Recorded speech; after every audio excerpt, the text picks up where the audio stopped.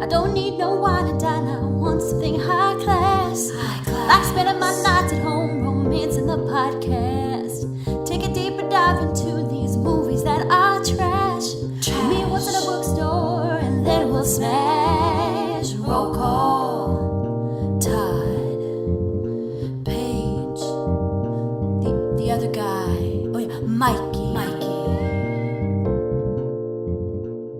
Thank you for tuning into Romancing the Pod. You had us at hello. I'm Paige Wesley. I'm Mikey Randolph. And I'm Todd Schlosser. And today we watched The Wedding, Wedding Singer. Singer. Yay. Yeah. So I'm assuming that you guys have seen this movie before. Absolutely. This is a personal favorite of mine. Really? All right. Yes. Nice. When did you first see it, Paige? Yeah, I Paige, tell us saw all. this not too long after it came out. Like in theaters? I don't think I saw it in theaters. I think I saw it Okay. rented afterwards. What I suspect happened is that my parents saw it in theaters and then rented it for us to watch afterwards. Nice.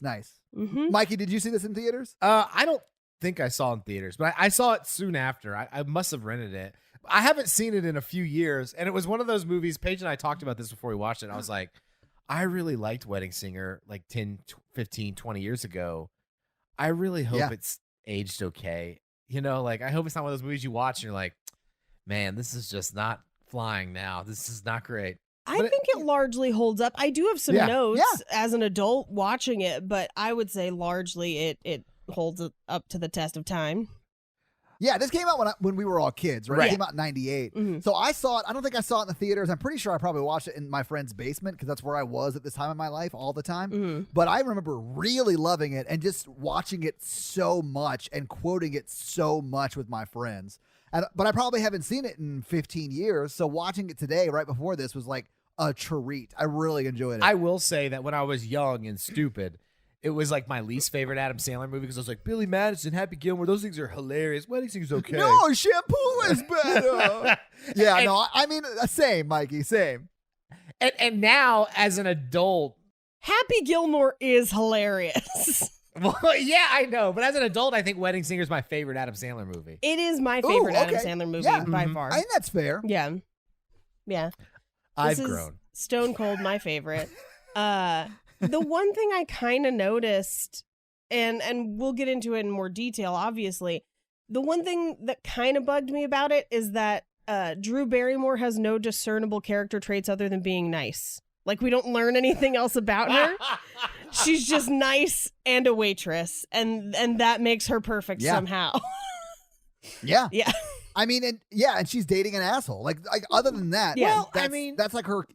But this movie clearly does not pass the Bechdel test. Like, no, you're right. It does not. I'm pretty sure it doesn't. I mean, I can call Jamie Loftus. Oh, explain and to everyone. but there's no way she's going to return my call. Explain to everyone what the Bechdel test is. The Bechdel test is a test to see how quote unquote feminist a movie is by gauging whether or not your female characters are three-dimensional characters as opposed to two-dimensional characters to prop up the male's storyline, which is the case in this movie.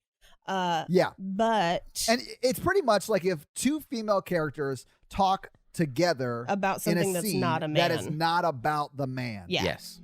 I know what it is, but I just wanted everyone to be explained. Right. But it's like the lowest bar in cinema. Like that is not a hard bar to clear, and most movies surprisingly don't clear it. Yeah, most don't clear it. This one definitely doesn't, in large part because I do think that most of the women in this movie do serve to further Adam Sandler's narrative as the main character. Which is like viewing it now 20 years after it came out, not great. Do I think that this movie would be slightly different if it was made today? Yeah, probably. And I think that's probably what we would see if it was made currently. Yeah, and then narratively, I'm not making excuses for it, but I mean, like, Adam Sandler becomes like the friend or whatever. So there's not a lot of scenes with Julia Gulia and other women at all. Yeah, the only one. How dare you use her married quote unquote future name? She never became Julia Gulia. Yes, Holly, her friend, I believe cousin Holly, is her only female friend. Period. In the film, in the worlds that we see, she's the only one. And Holly is purely there to be a slutty friend. Yeah. She I has would more say characterization. sex positive. Yeah, but yeah. she has more characterization than Julia does by virtue of being the more sexually promiscuous person within this story. You know, I would like to see what Twilight's doing with like the Edward viewpoint novel. I would like to see I the am Julia curious about Gulia it. point of view movie made today. Wow. No, Okay. I'll be real with you. Yeah. I think that'd be a very sad movie.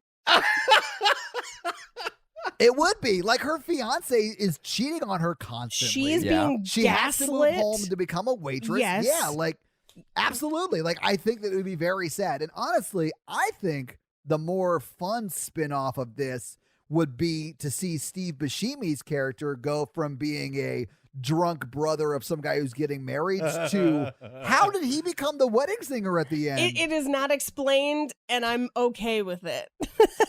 No, I need to know. I need to know. Well, Todd, Paige. that's a very male dominant perspective that you're sharing. You know what? That's fair. I appreciate you calling me out on that. I apologize. I'm going to pitch this option for you. Ooh, I like it. The wedding happens at the beginning. He's drunk. Yes. And which we'll get into in like 2 seconds when we get into the movie.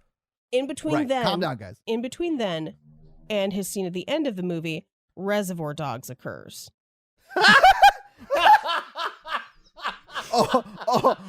Okay. You know what? So what you're saying is the movie I want already exists, and it's called Reservoir Dogs. Yes. And that band at the end is actually just called Mr. Pinks. Yes, and it's his like that's his witness protection. So let's get into this movie. So this movie, Yeah, let's get this fucking movie. Oh, also, I will add, I think it is really fascinating that it doesn't pass the Bechdel test, and Julia's character has no discernible characteristics. Carrie Fisher was brought in to fix the script and make it like more heartfelt, and like all she concentrated on was improving Drew Barrymore's character. which to Really? me is like, what was it before? Right? I know. Yes. Yeah, I'd love to see that script. I mean, just to see how bad it was. Yeah, because I would tell you that the version we get of Drew Barrymore in this film is largely just Drew Barrymore being charming. Like, she Yeah. is pulling all the weight. The script gives her next to nothing. Yeah. I think most of the best moments between them are nonverbal. I Yeah, would they're all agree. like the looks that they're able to convey. Well, yeah, I and- agree. Yeah, okay. All right, let's get into it. We'll talk about it when we get into Yeah. it. Yeah, let's get into it. So Let's get into the movie. this movie takes place in 1985, and that is actually very, very important. I'll mention it a few different times throughout the movie because they make a myriad of choices throughout the film based on that year. And that's something that is not really explicitly talked about within the film, but all of their set design and soundtracking is predicated on it being 1985 in Ridgefield, New Jersey, which is a suburb. Right. Now, Drew Barrymore would have been 10 years old in 1985. Adam Sandler would have been 19. So I feel like that's why we're Oh. getting this movie in this time frame is, you know, that's when Adam Sandler's coming of age. It's clear that he Mhm. wrote this specifically for that. Right, but not for specifically Drew Barrymore As at a age 10-year-old, 10, because no. then Chris Hansen would also have been in this movie, and he would have invited Adam Sandler to have a seat. I was just watching it and thinking that she had the same haircut that she did in E.T. And I was like, wait a second. E.T. is the early 80s. Like, how old would she have been in this? And did some Googling. Oh. Yeah. Yeah. I will say, I think my suspicion, and I haven't read any interviews or anything. Like, this is probably the closest version of like real Adam Sandler we get, because he is funny and like witty and goofy, but also he's definitely more emotional and like more nuanced, I think, than any of the characters he portrays in most any other movie except like Punch Drunk Love. Yeah. It does feel like a midpoint transition from like slapsticky sort of funny, like the earlier Adam Sandler's movies were, and then sort of what he's done post that like super comedy career. I really related to his character because I feel like it did a good representation of someone who is funny, like naturally funny and charming and witting, and also like how they like express their feelings and like they feel deeply and stuff. Like, you know, he's a sarcastic asshole, but also like feels big, and I liked that because I kind of relate to that. Yeah, Mikey, I actually pegged you more for his limo driving best friend. I hate you. I love that guy though. He cracks me up through this whole movie. Me too. I love him.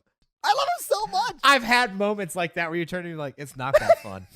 Yeah. I love that scene. No, I know. And Mikey, we'll get to it when we get to the movie, because I have moments where I was like, I've had this conversation with Mikey before, but like we'll get into all of that, guys. Let's get into the movie. I would say this movie has a lot more subtlety than his early work, and I think that's what we're seeing is like we see him as a grounded, real person, even though this world is pretty goofy. I will say Drew Barrymore is basically playing herself in this movie. She was one of our customers when I worked at the Grove. So like, yeah. So I've met Drew a handful of times, and she's almost exactly like this. So she's that just nice? like a super charming, nice person. She's super nice. Yeah, we never had a problem with her. That's awesome. Which like, there are some people who have been raging assholes to retail workers, and they are like well known, and she is not one of them. She was always super cool to us. So that's awesome. Yeah, that is awesome. She does seem very nice. She was very, very sweet. She was also 8 months pregnant and still shopping around. So, you know, if anyone had a right to kind of be a dick, it's an 8-month-old pregnant lady in the Los Angeles heat. But yeah. So we open on a wedding. How did you feel about these credits? I liked them because we're right into the action. Yes. I love it. I hate immediately boring into credits. it. Yeah. And this is like we're in the movie, and I loved it. So this wedding is, and the only reason I bring this up, it's super fun. It's high energy. It's jewel tones. It's fun as shit. My mom was married in 1982. My parents were married in 1982. I was about to say to your dad. Yes, no, to my dad. There, like, my parents were married in 1982, and they had very, very similar colors at their wedding. Ooh. Oh my God. Now here's what's crazy. I demand pictures. I have them. I had similar colors at my wedding because I demand pictures. Because my wedding was like I didn't have the like turquoise green that they have, but my wedding venue was hot pink. Like everything in it was pink and crazy, and then I had like pinks and greens and whatever. Now, this wedding... I will say, this is our 4th episode, and you've mentioned your wedding like on 3 of them. Thank you. It's a comedy about romance, okay? I mean, it's a podcast about It only romance. happened a couple months ago, and it's the only happy thing that's happened in the last 12 months. So, if I ever I understand. have sex again, that's what's going to happen on this show. Is that You'll you're just going to talk about having sex on every episode? Hey, did you guys ever bust one? It feels great. No. That's Mikey in 8 months when we can start going out again. That joke didn't play well, so I get it. Now that you say that, I see how that reflected off of me. I feel like the wedding that we're seeing in this movie looks like all of our parents' wedding photos. Like, I don't know how your parents' wedding photos look, but they look like this movie. Yeah, I mean, it looked like this. Like, my parents looked like this in the wedding, and I also believe that this couple are not going to last like my parents didn't last. 10 years and they're out. Like, I get it. So, fun fact, this is only one of 3 times he actually does wedding singing in this movie. Yes. And it's called The Wedding Singer. And it's called The Wedding Singer. Yeah, he does bat mitzvah singing almost as much as he does wedding singing in this movie. That's actually true, because he does at least 2 songs at that bar mitzvah. I know. Which I'm into. Let's do it. Yeah. Now, the funny note about this wedding, the headpiece the bride is wearing is the same one of my former coworkers wore in her wedding photos in the same year. As a joke? No. So when I worked for Sur La Table, I had a coworker who was married around this time, and I actually reached out to try and get a copy of the photo to be like, am I crazy or was it the same? It's the same headpiece. That is same amazing. hairstyle. I was just like, oh my God. I demand photos. I'll have to dig around. But yeah, so these are perfect credits. I do want to bring up, so Tim Herlihy is credited as the screenwriter, although there were, as Mikey mentioned, multiple rewrites after. The notable thing about Tim Herlihy is he's written almost every single Adam Sandler movie, and he's actually in this movie for a hot second. Oh, really? He cameos in almost every single Adam Sandler movie he writes, and he's in this movie for about 10 seconds. That's awesome. So we get into the wedding. He finishes singing. They're going to get into the toasts, and Steve Buscemi is the brother-in-law of the groom. And this is a horrendous toast. He's the best man and the brother-in-law. Yeah, he is the best man. And the brother. He's the better brother man. of the groom. And and the Yeah. best man. And he's drunk, and this toast is a shit show. What's I the love worst toast you've seen at a wedding? I'm obsessed with wedding toasts. I have a real weird obsession about it because I get asked to do it a lot. And so my rule is always like a minute or less. Don't make Yeah. it about anything but the bride and groom. Don't make it about you. Don't make it about anything else. Just be respectful. Maybe get one joke in. Get out. Yep. That's it. Those are like the pro tips. I went to a wedding where the best man was super nervous, didn't love public speaking, and it was right around the time The Hangover came out. So he thought it would be funny if he did the toast to like that Zach Galifianakis does The on two the rooftop wolves. yeah. Okay. So he pulled out a piece of paper and read that toast. And honestly, if you were under the age of 30, you were cracking up. And if you were over the age of 30 who had not seen the movie, you were like, what the hell is going on? And my friend's mother, who I was there at his wedding, leaned over to me because I was next to her. And I don't know if you know this about that that toast or whatever that Zach Galifianakis says. He talks about how they do coke and stuff Yes, like that. yes. So the groom's mother leaned over to me and said, "Did you guys do coke at the bachelor party?" Oh no. Yeah. I would have laughed. Yeah. So I had to explain to my best friend's mom that no, we did not do coke. He's doing lines from a movie, and that's why everyone's laughing. And then honestly, he did like a 30-second real speech at the very end of that. It was very heartfelt, no jokes, but it was great. I thought it was great. He should have just done But that it was 30 very seconds. confusing to everyone who had not seen that movie. Well, and weddings weddings mostly have old people at them. So like Yes. play to the Yeah. cheap seats. Yeah, and he did not. Yeah. Mikey, what's your worst toast? I'm trying to think, and like I don't think I mean, the worst ones are just forgettable. I guess I've done Yeah. some good ones. I will say. Oh, I bet you have, Mike. The waitress was like, "You should do this for a living," and I was like, "I don't know what do you, I don't know how to give toast for a living." I've It's had like- people say that too, and I'm like, yeah, I kind of do, except it's just it's not about specific people.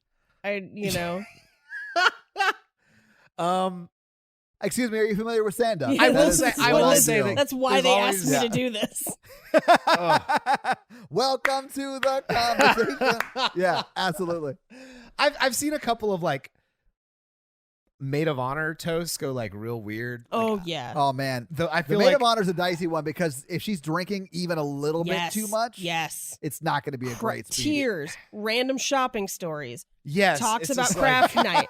Yes, I've Those seen it all. boots. Yes. I've just seen a million of like, we've always been best friends. I love you so Yeah. much, and you don't you dare hurt her. Like that's the stuff that I'm just So like, much of that stuff. why? Yeah. Or if like the brother of the groom or the brother of the bride says something, he's like, "Don't make me kick your ass, bro." And you're like, I'm at my wedding. Why are you saying this to me? Yeah, I don't know. I've just seen some really stupid shit. but Adam Sandler as the wedding singer saves the day. This is a great wedding MC Yes. to Yes. step in and be like, Yeah, enough he's with the great. toasts. Thank you. Well, yeah, because the brother's Yeah. like, remember that time we hired prostitutes? He's like, okay. Hello. At least I think they were Yeah. prostitutes. I don't remember paying. Sorry. Sex workers. He Right. says Well, I mean, We're prostitutes. quoting the movie. Yes. Right.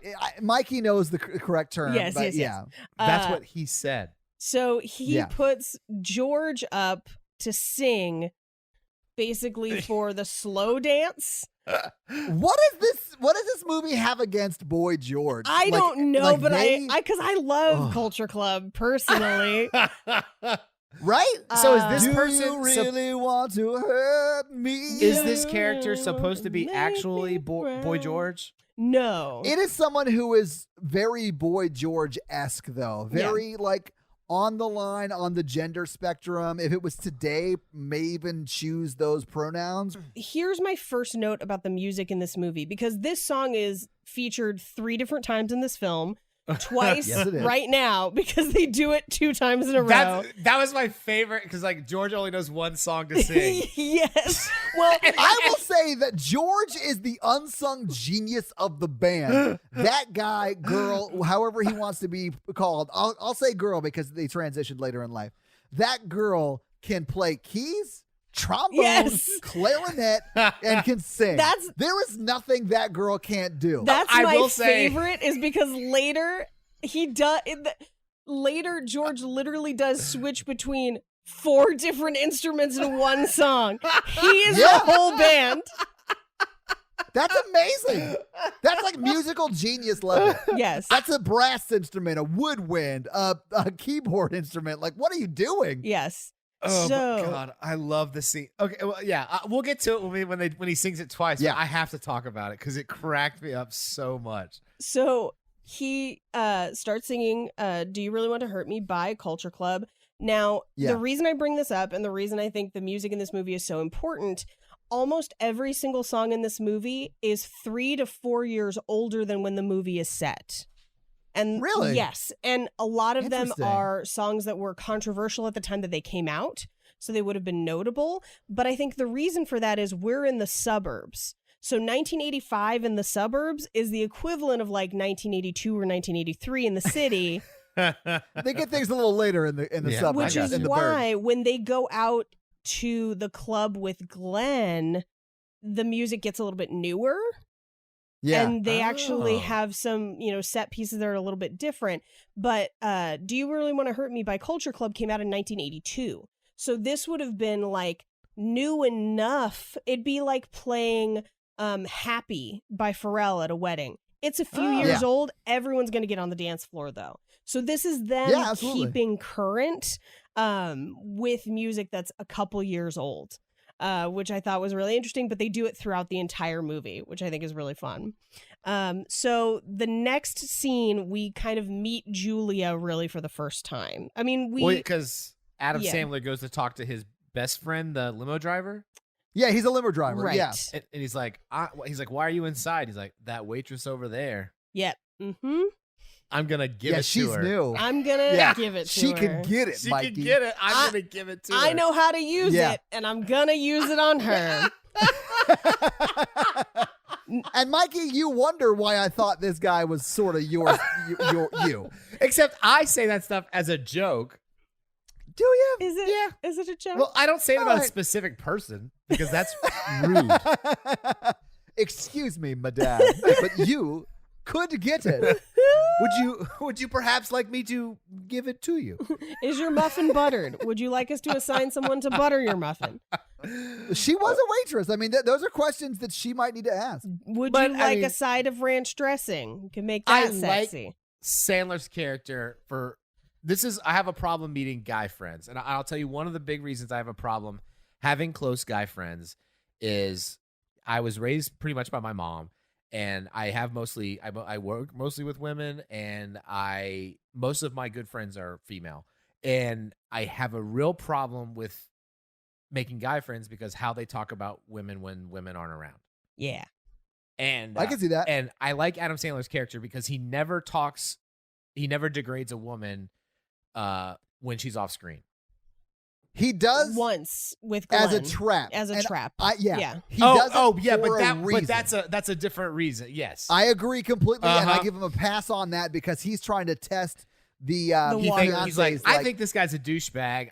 Let me Yes. yeah, we can get that to that scene. But you can tell Yeah. he sincerely cares about women as people, and Yeah. he like tells the limo driver like, shut up, dude. That's like super terrible the way you're talking to somebody. He also which I think is rats really him out for it later, which I find Yes, really he does. which is hilarious. which I would totally do to Mikey. I would never talk like that about a specific I know. person. I'm just saying that I would totally do that to you. I know. Which that's the thing. If I ever do talk like that, do rat me out because I don't need to be talking like that. Yeah. Yeah. See, and But that's a good male friend relationship when you have that accountability with each other. Yeah, yeah. And that's why I like Adam Sandler because there's a lot of guys I meet that I'm like, oh, they're cool. We could go out for drinks and stuff, and then like they just talk so much ridiculousness about women that and I just don't like it.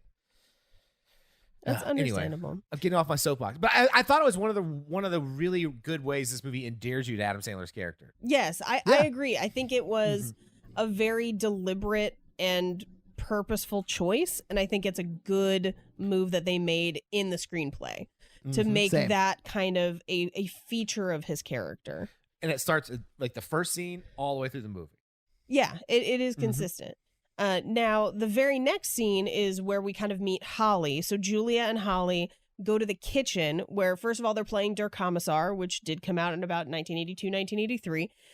And you're right, but Paige, as they walk into the kitchen, you hear the radio say, I like old Coke better I like old Coke better than new Coke because I'm old and I like Coke. And then he changes the radio station. And I was like, that's such a weird thing to hear as you walk into the room. It's like they're trying to new Coke. Yeah, I know. It's like they're trying to like place you in time and space. Yeah. And like they're like trying to be like, oh yeah, remember new Coke? Yes. Guys, remember new Coke? And I thought that was really funny. One of the really interesting things about this, so the cook that they run into, who's kind of gross and greasy, is Robert Smigel, who was a famous SNL writer for years and the voice of Triumph the Insult Comic Dog. He and Adam Sandler. No shit. Yes, he and Adam Sandler have been friends for years. He still occasionally submits to SNL. So, yeah. Nice. But he's gone on to write a bunch of different stuff, but that is Robert Smigel. With the Frankie Say Relax shirt. Yeah, I love that. So we find out in this conversation that Julia moved to Richfield to be closer to Glenn to get him to marry her, which is always a bad plan. Don't move for people. Yeah, that's a bad plan. I feel personally attacked. So I have done this. I literally like moved myself, quit my career at that point, and moved myself to San Diego from Nashville. Paige, I met Todd like the week before he moved across country for this woman. And I didn't see him again, basically, until he like asked me to be on the podcast. I mean, this is all true. Real talk. My husband moved to Texas to take care of his mom and then back to be with me.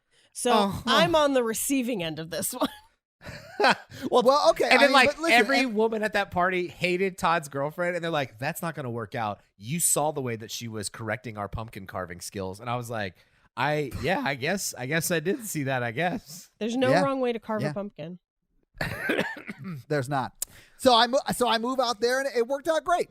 I mean, she cheated on me and I had to move back, but like it was fine. It's fine. It was great. It was a great experience, and I'm so glad we're talking about it right now. I took notes on it specifically because I was like, I feel like Todd's gonna have thoughts. Evil. No, I mean, listen. If you guys can figure it out, good for you. I was in a relationship with a narcissist that I wasn't aware of at the time. And you know how a narcissist sort of like isolate you from people. And then sort of when they're bored with you, will just, repeat the cycle with somebody else. I learned all about this in therapy, guys. Go to therapy. It's great. Anyway, in a happy relationship now. And just like Julia is in this movie, she found a better person. And so did I. And I'm happy. Let's whatever. Yeah, we got him in the hot seat now. I know. I feel I'm sweating Both over barrels. here. Like, it's like, Now, what we see, because we're kind of switching back and forth to a couple different scenes throughout this wedding, we see that a teenager at this wedding has been overserved, and the wedding singer is going to take him outside so he doesn't barf in front of his family. Any kid who's been served alcohol has been overserved at any level. Like, this kid is not of legal age. I mean, right? if was you're the 80s in and Europe, he was at a wedding. Well, I mean, they're clearly not in Europe, Paige. Sure. But yeah. So this is a kid who has had too much to drink. I did learn from Hamilton that everything is legal in New Jersey. So maybe it's fine. I don't know, right? Maybe. But, yeah. But yeah, so I did think it was funny that the meet cute for our two main characters was over a kid who's throwing up at the venue. Yeah, I think I saw a boot come out. All right, and it's this point where the limo driver comes out and he's like, "You got to get big in there." George is bombing. And George finishes. They're starting to turn on George. Is what he says. What? And it's because he just stopped singing "Do You Really Want to Hurt Me" and then started again. And like someone in the crowd was like, "Are you fucking kidding?" And like throws something at him. No, it says what it is "You suck!" Like from the wedding. It's so which funny. is like such a great I've never been in a wedding where people were so angry that they start throwing things and heckling the wedding singer, but that happens twice in this movie. Can I just say this really quick? I, in my like teens and like 20s, was a touring musician. Like that's what I did. And to build up to a point where you can tour, you have to like go through the shitty stages of being a musician. Yeah, you play a and bunch the of worst weddings. heckle. Well, we didn't play weddings, but we did play like corporate parties and stuff like that. But when we were playing like our original shows, we would like go to these bars and like shitty venues because we weren't an established band at that point. And we, like, the worst heckle we ever got is we played an original song, and then someone who I hope was drunk yelled, "Play something you know."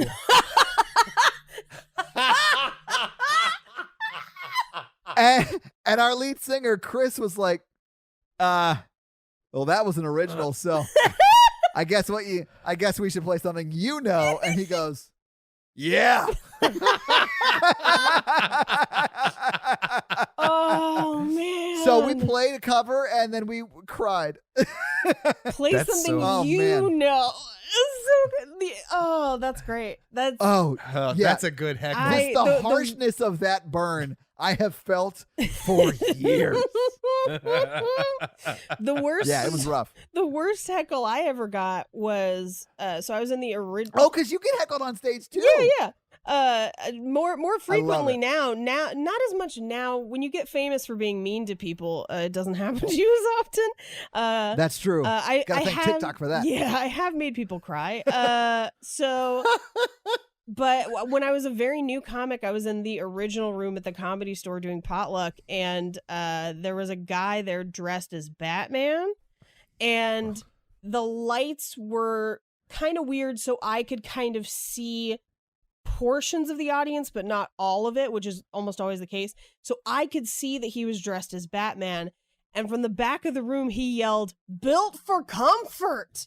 And I said, What a dick. yeah, I said, "Do you kiss your dead parents with that mouth, Batman?" But no one else could see that he was dressed as Batman. They didn't know who had yelled at me. So they were just like, what the fuck Oh is my she God. talking about? Like, why did she yell about Oh, dead that's a parents? sick burn. And it bombed pretty bad. I was like, this is an like high level burn. It just didn't do well. But yeah, At work, that was a brutal one. I vividly remember having somebody At tell me work, I was built for yeah, comfort. Psychotic people get very angry at me Yes. because I'm involuntarily committing them, and I know Right. this is a very serious way to start the story, but like they will insult me throughout the whole process. So I have a birthmark on my face, and they're like, "You stupid herpy having." I know. When I started like working out, like when I lost a bunch of weight when I about turned 30, like I went to see my personal trainer. And he's like, "What are your training goals or whatever?" And I was like, "I don't want psychotic people to call me fat ass anymore when they're angry." And he was like, I'm not a miracle worker. Mikey, you should listen to my girlfriend's podcast. It's all about self-love at whatever weight you are. I mean, I think he can still reach down.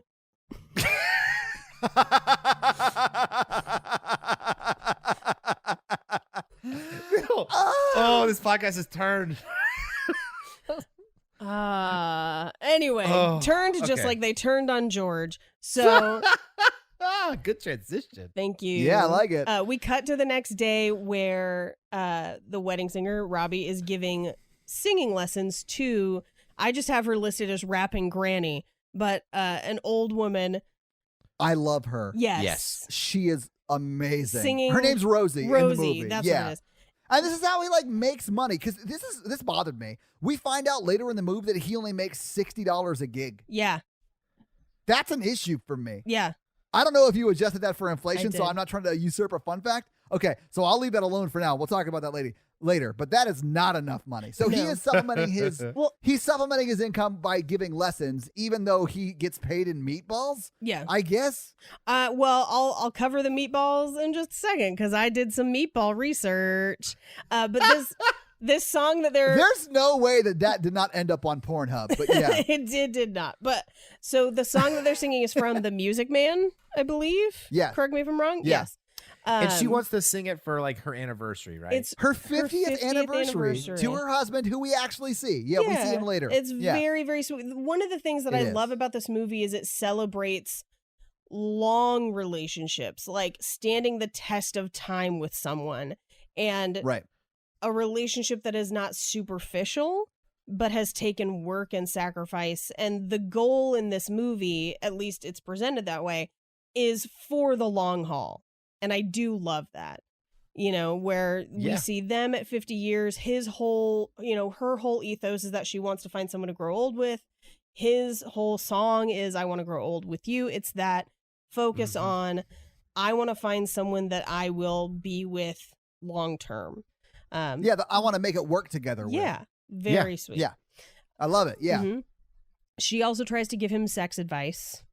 Where she was like, are you nervous about the wedding night? And he's like, no. And she says that she had slept with 8 men back, and that was a lot back then. That would be like 200 men today. So she adjusted for inflation. I know. I was like, wow, that's like an insane inflation from like, I guess 50 years ago at this point, right? Yeah, 50 years ago would have been 1935. So, I was like, thanks for doing the math for me, Rosie. I mean, that checks out. Listen, that's like Paige, the roaring 20s during her her coming of age. Yeah, exactly. Paige, she was trying to make some she was trying to make some people happy during that Great Depression. Yeah. Right before they went off to war. Like, before you go serve our country, why don't you serve this pussy? Oh, I love it. So let's talk about the meatballs. She pays them in meatballs. They look delicious. They did. Let's talk about the price of meatballs in 1985. Now, oh my God. Okay. I did some research with modern day costs of food, which is not an exact one-to-one match with how food would have cost in 1985. There is a little bit more to it than just inflation, but that's kind of what we're working with. So currently, depending on where you live, half a pound of ground beef costs about $1.50 on average. You usually can't buy that small of an amount at a time, but that's about what it looks like as far as these 2 meatballs. Now, tack on another 50 cents, give or take, for sauce and spices. Let's call it $2. Accounting for inflation, that means each meatball costs about 83 cents at the time in 1985. So if you adjust for inflation, how much is that now? About $2 now. Oh. Yeah, so that's not enough. So like 83 cents then, $2 now. Now, in Los Angeles, the average music lesson costs $50 to $100 per hour. And that's not with like a famous person. That's just a run-of-the-mill music person. Let's call it $50 because this is the suburbs and New Jersey. It's not Los Angeles. Accounting for inflation, that's approximately $20 an hour in 1985. Meaning that her 2 meatball payment represents a 92% discount on Robbie's services.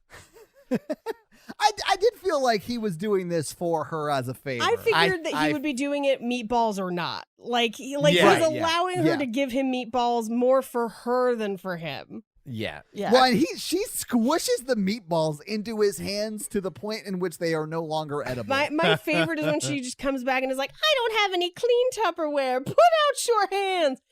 Who would do that? It's hot meatballs. She has a pan off the stove. Who could hold them? It's still a Sandler movie. Yeah, exactly. But I mean, I think this movie goes to Mikey. great lengths to just show you how like genuinely nice of a guy Adam Sandler's character is. Right. Yeah. Right. Which and this is like, you got one scene after another of like, he is like a saint. Which is a little bit of a problem because in that way, it is kind of told from his point of view. Oh, yeah. Of like, I'm nice and there's nothing wrong with me until the third act of the movie where he does kind of lash out and we finally do get to see that maybe things are not as great as they would seem. But well, he does some lashing out in the first act too. He has a problem of being overly nice and not standing up for himself. I would say he has a problem with establishing emotional boundaries and being completely communicative about the things that he wants. Yes. And I feel like, as we all know, communication is very important to any kind of relationship. So are boundaries. And Yep. So can we talk about the next scene where we meet Julia's mom? Yes, because Julia's mom only gives the best of advice. that advice is so incredibly bad, it's insane. I know. I know. And I had completely forgotten about that scene until it like started. So we get to Robbie's wedding. It's very fancy. They have like their engagement pictures up. You know, it's a whole thing. And Julia and her mom pull up, and the first words out of Julia's mother's mouth, and I wrote them down because they were so bonkers, was, "You're a lot prettier than that girl, and she's getting married." Yeah. And then Drew Barrymore says, well, what does pretty have to do with getting married? And her mom's like, that's all that matters. Yeah. Dear. Crazy. There are some moms like not that. the right message. There are definitely moms like that, and they're emotionally damaging, and it's really bad. Yeah. Terrible. We also find out throughout this conversation that Julia's paternal grandmother has a mustache like Tom Selleck. Which I'm here for, guys. I rock the stash. It makes you unique. Now, this is no, the advice I was referring to, Paige, is when she was talking about how she could get Glenn to marry her, and that is to fake a pregnancy. Yes. And then of course Drew Barrymore's like, no, that's horrible. And she goes, in 5 years you'll thank me. Yeah. I was like, God. Crazy. I mean, well, and here's the thing. What happens when they find out it's fake? Like you have started this all on a lie. Like it's I'm going to go out on a limb here and say that if you have to try and trick someone into marrying you, you should not marry that person. Yep. This is what's frustrating. Julia's character is so frustrating because there's scene after scene after scene of like basically Glenn, her fiance, just being like, these are good reasons not to marry me. And she's like, oh, yeah, I'm getting a little bit of a bad feeling about this. Right. Yes. Yeah. Yes. But I want to know how they met and how they ended up dating. Right. And because Glenn says that they've been dating since before he made his money, so he knows he can trust her. But they've been dating for 4 years. They say 4 years. 4 years. And I'm just like, where? How? Like, she moved there to be with him. From where? Like, what's happening? Maybe money changed him. Oh, maybe. Money does change people. It does. You're right. It's hard to believe she would fall in love with him if he acted this way when she met him. Yeah, unless she has bad self-esteem. Which she does. I mean, it is established in this film a little bit. Ooh. So at the wedding, she is not going to fake a pregnancy. We get the vibe that she's not on board. You don't fake a pregnancy at someone else's wedding, Paige. You do if you want to be a winner. You got to know the rules. So this wedding features a string quartet playing Journey's "Don't Stop Believin'" before everyone else did it. Yeah. I love that. And also because he gets left at the altar. Yes. And because this might normally crush his spirit about, getting married and like his feelings on true love. And it really is Steve Perry from behind a string quartet saying, you know what? Don't stop believing in love, Adam. Don't stop believing. Linda no-shows. Yes. She left a note. She left a note. Now, in the Broadway production of Wedding Singer, I was going to bring this up. Maybe not this, but the fact that there is a Broadway production of The Wedding Singer. I've seen it. That we have to go. You've seen it? I've seen it. I saw the original I have to cast. see this. It's really good. I love it as a play. I'm sure it is. Really well. There are some things that they kind of make small changes just to kind of avoid some of the explanation that this movie goes into. But I think it works incredibly well. And one of the things they do in the play that I think is great is Linda's character sings this note. So this is a solo where they're like she left a note, dark spotlight, and she is dressed as Madonna, like a Virgin Madonna, like the wedding dress.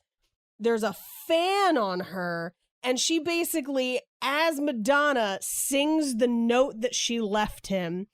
And the kind of bummer thing about the movie is we don't get that note. We don't get any of that. Yeah. We hear her talk to him a little bit later, but in the play, the note implies that she doesn't think he's living up to his potential, and she's worried that he's not actually in love with her. He's just in love with love, which is kind of what she says later. But It is, yeah. But we also, like, it's sung in this crazy, hilarious rock solo, and then she walks back off stage, never to be seen again until the end of Act 2. And it's great. That's amazing. It's I love super funny. So Linda no-shows. She left a note. I said in my notes, something breaks inside him, screams in gazebo.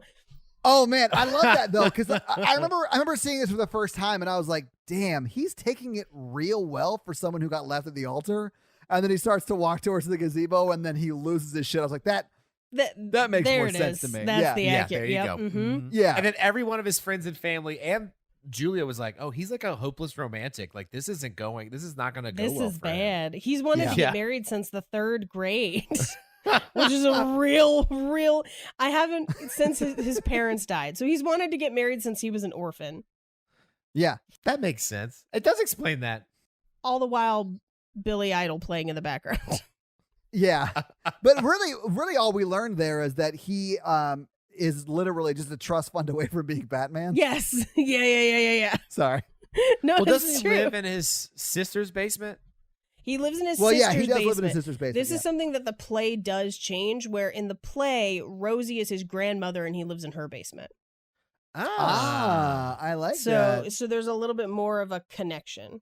Yeah.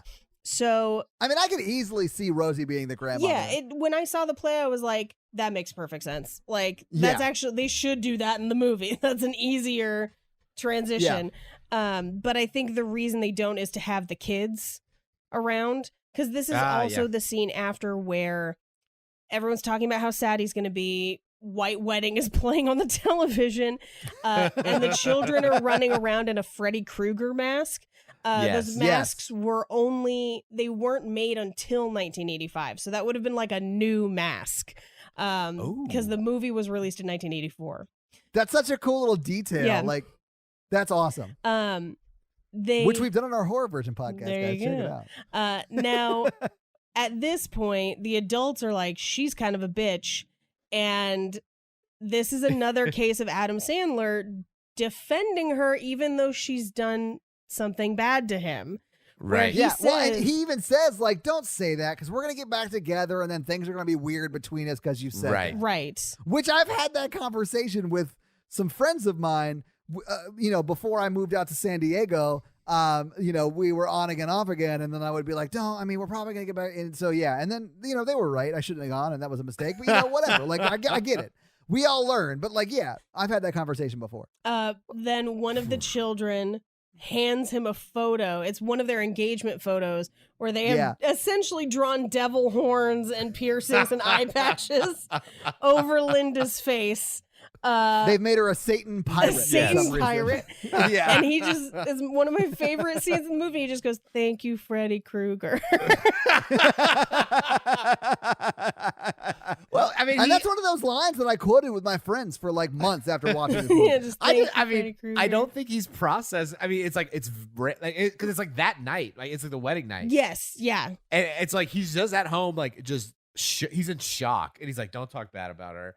And then like they're doing that, and he's like, "I don't think he can even put together what has happened. He is so hurt." Yeah. Now, something that happens in this scene, and this is the first time I caught it. I've seen this movie hundreds of times, probably, and I'd never noticed this before.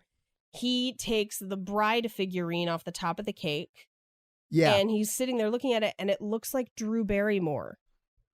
Oh, Yeah. I didn't notice that. I knew he had it in his hand. I but I didn't noticed notice that it looked like because her. it was blonde, and I was like, "Why would they get that figurine for her cake when Yes. she's brunette?" Yes, and it's blonde, and it has Drew Barrymore's haircut.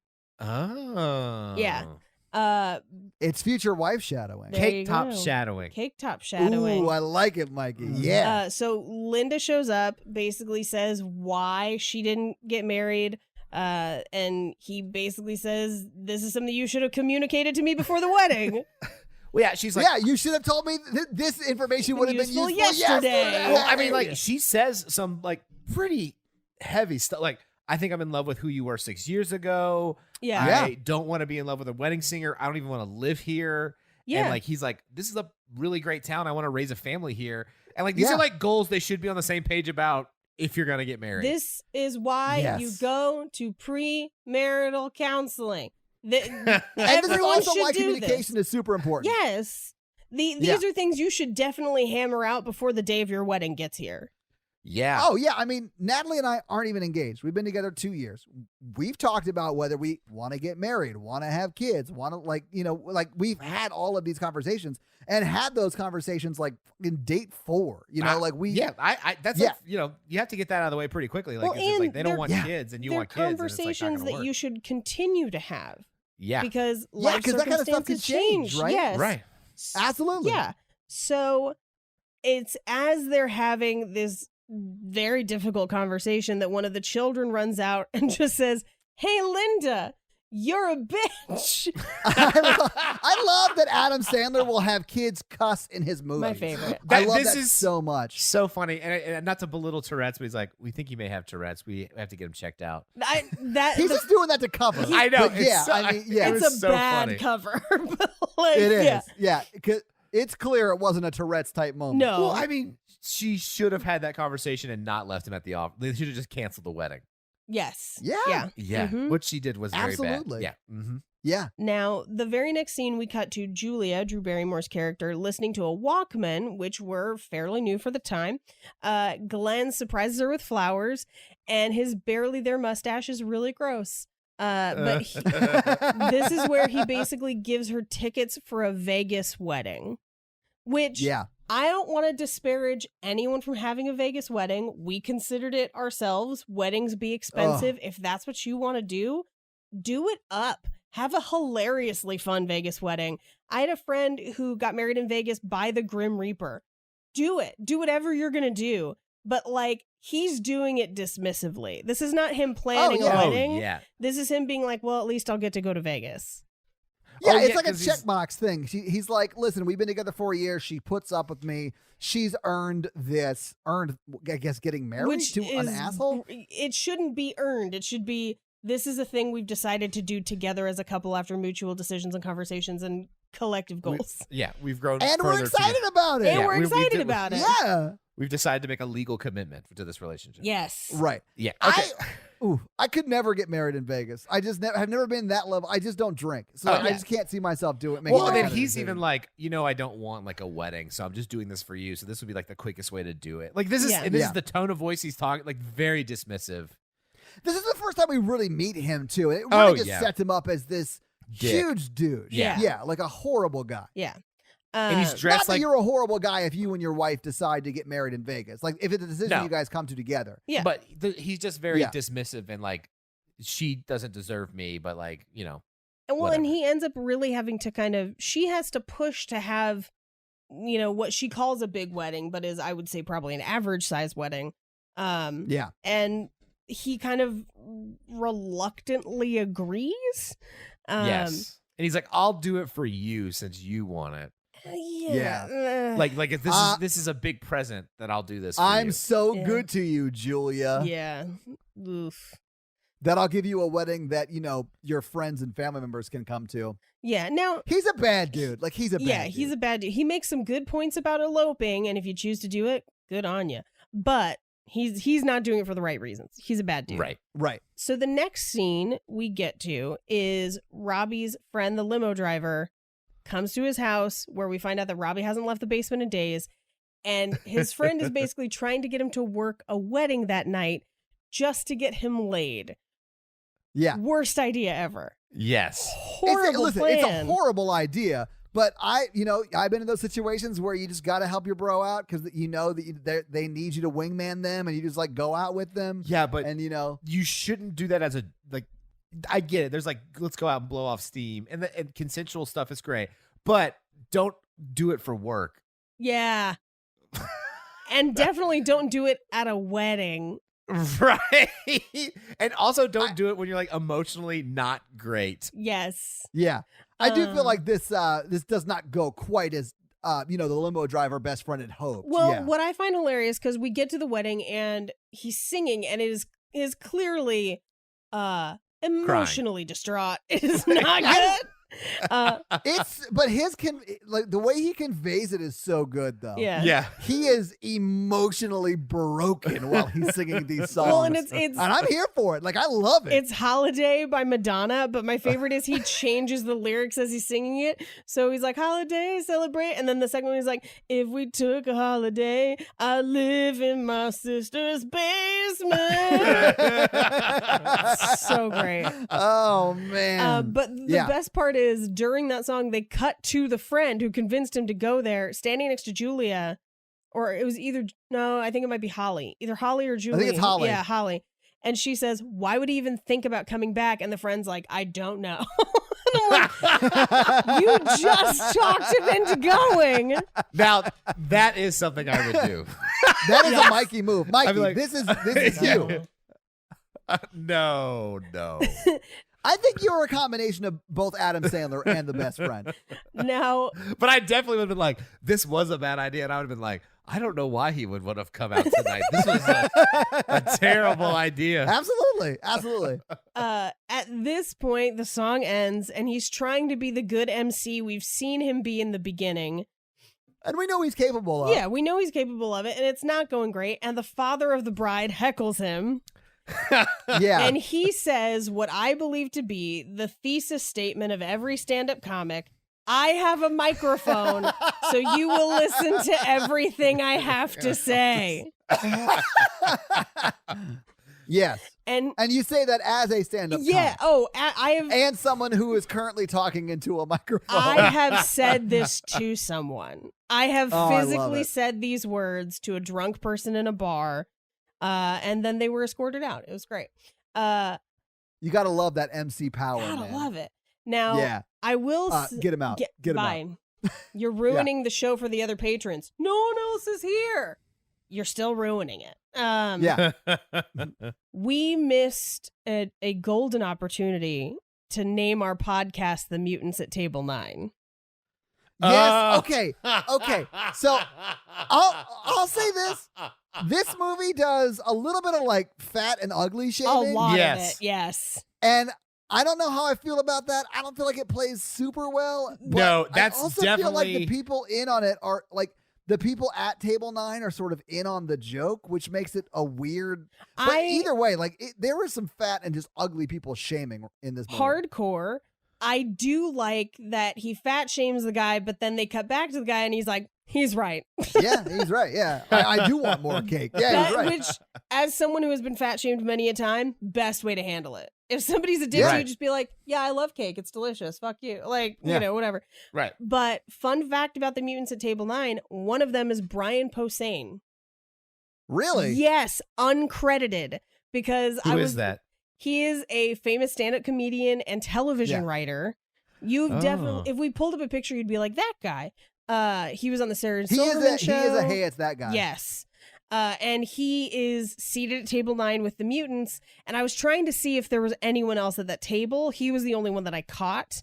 And it's actually listed on IMDb for him, which I thought was pretty funny. Oh, nice. Yeah, I think that this is one of the aspects of the film that doesn't age well. But only one of like two scenes that I was like, this really doesn't age well. Yeah, I These are like cheap jokes that the movie doesn't have to make because he makes good jokes, like better jokes throughout the film. I give it a bit of a pass because I chalk it up to him being angry and lashing out at people. Like, Yes. I read this as His Reese Witherspoon moment. a little bit. He is witherspooning. You're right. He's Mike. witherspooning pretty hard right here. I read We need to make that a thing. Witherspooning? That witherspooning is now a thing. I want shirts that say hashtag witherspooned on them.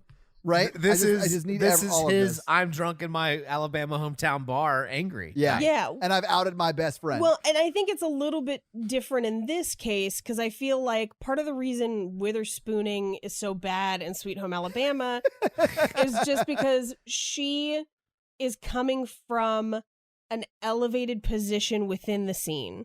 Like, she has a great life. Things are going good for her. All she needs is to get these papers signed, and it comes off as her actively tormenting and picking on these people for no good reason.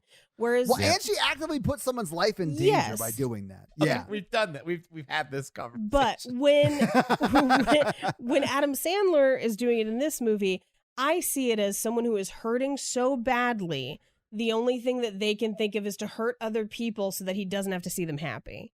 You know, hurt like people, hurt people, hurt baby. people, Yeah, hurt baby. people. And he even goes so far as he's singing, the song is Love Stinks by Jay Giles Band, 1980, Yeah. thank you. He Yeah.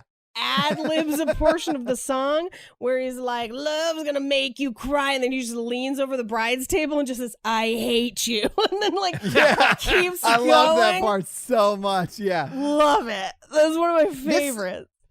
This performance of Love Stinks has a real like Steel Panther vibe to it. Yes. And I was here for it. Very. I loved it. It was so good. And I mean that in a good way. Like Steel Oh, Panther is an insane fun Hilarious. band. Yes. I do like that they cut to George like throughout this scene, and he's like trying his best to be positive on the keyboard. Yeah. Yeah. If we took a holiday.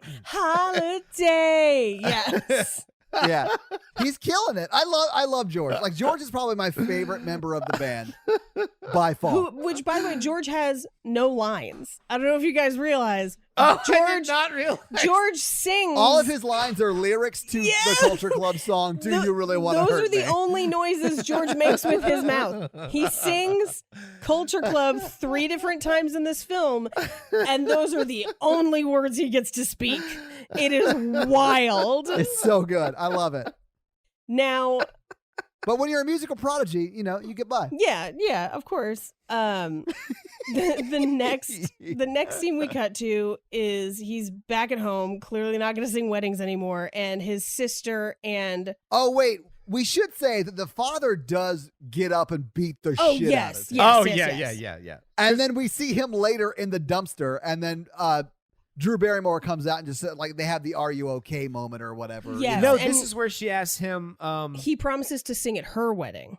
Yeah, she's Yes, like, I that's need you what to it feel is. better so you can be my wedding singer. You're the best wedding singer in town. Right. Which is true. Which is true. So the next scene, his sister and brother-in-law are going out. He's babysitting.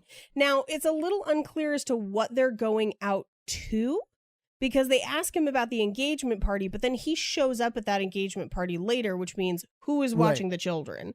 So I don't think it's the same night. I think it's two different nights. I think the scam that he is pulling is that he charges X amount for babysit. Oh, I don't And think. then what he does is he calls a cheaper babysitter to babysit the kids he's supposed to babysit, and then he takes a little off the top. My And that's what thinking it is. was if they I went to think the it's one of the party. countless scenes that they make him like the greatest guy in the world. Like he's babysitting for free for his sister and brother-in-law, and like he's a good uncle and all that crap. Yeah, and I think you're right, Paige. I think it skips to the next day I think it's either the next day or they waited until the kids fell asleep and then went to the party, but it's not really addressed, and so it's a little unclear. I'm sure it's just days later. Yeah. Yeah. But what we do find out as the brother-in-law and sister are leaving, is that the sister and brother-in-law get into some weird nipple twisting sex. Oh yeah. Everyone in Adam Sandler's family is way too open about things like about their sexual preferences. Like I do not want to have those conversations with people I share DNA with. Well, it starts off sweet. Like the brother's like, "Look, man, you wouldn't want to marry her anyway because like the sex dies down. You want a best friend." But you know, like sometimes, like your sister will still get freaky with me, and like we'll do this, and like it starts off really wholesome, and he's like, "All right, enough, no more talking." Yeah, stop. Where's the ripcord for this conversation? It was extra troubling because his brother-in-law kind of looks like Gene Simmons. Yeah. He does. Which but like Gene Simmons at that time. at that like in time 85. with that haircut, like with that real tight curl. And if you've seen Gene Simmons' tongue, you know his sister's real happy. I mean, maybe that's why she's twisting them nipples. But at a certain point, I was like, is this scene only here so that we find out about the nipple twisting for the joke about it later? Because there is a joke about the nipple twisting at the end. Like, maybe that's the only reason that scene is there? Because we get no other info. I feel like this scene establishes him further as a good guy. It also establishes the theme of like he's looking for a long-lasting partnership. It's a little out of place. Like if I were recutting this movie, I might cut that scene. personally. Yeah. I'm not sure why they didn't. So the very next scene, you're right, is the engagement party at what I imagine is Glenn's house. I think it is Glenn's house. I think it is Glenn's he's got house. money. He's got money. It's a beautiful house. And we've established that Julia doesn't live with him. Yes. Which for the time would have been unusual anyway, for her to move in. Yeah, for her to cohabitate before marriage. Yes. Yeah, so we go to Glenn's house. He's dressed like Miami Vice. Oh, which I love. Yeah. But the limo driver best friend is dressed like Michael Jackson. He's got the one glove. The red. He's got the Todd outfit on. I've got notes about that outfit. I'll say this, Mikey, rude. You're only saying that because I have the complete Thriller outfit in my closet right now. Well, let's talk about that Thriller outfit. Are you ready? Let's do it. So the original Thriller jacket sold for $1.8 million in 2011, but that's what? Yes, and that look, the jacket and glove was introduced in 1982, so it would have already been 3 years old at this point. Miami Vice would have been new, so that's kind of the juxtaposition of like Glenn is shiny and new, and he and his friend are out of touch. So that jacket is actually not the most sought after jacket that Michael Jackson wore. He actually had multiple famous jackets. This was just the first. 5 years later, in 1987, he would wear a studded black leather jacket with Bad studded across the back for the cover of his Bad album. Bad. Yeah. That jacket was made by fashion designer / cult leader Tony Alamo, who made rhinestone jackets with child labor and buried his much older wife in a heart-shaped marble coffin and then stole her body twice to hide it from authorities. They eventually were raided because they were using child labor to make rhinestone jackets that now sell for thousands and thousands of dollars.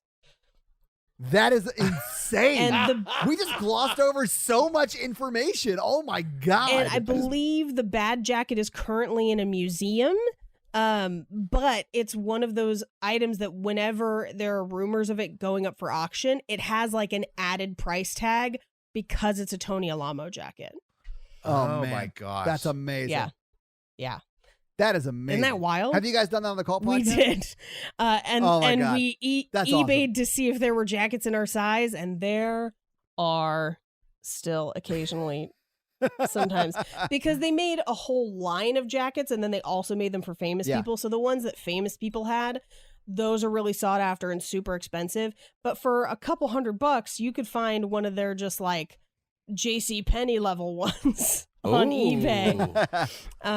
Well, who's the designer from Sweet Home Alabama, the one they make fun of? Jacqueline Smith. Yeah, it was Jacqueline Smith. Now, I will say that Paige, Todd dresses like the limo driver to this day.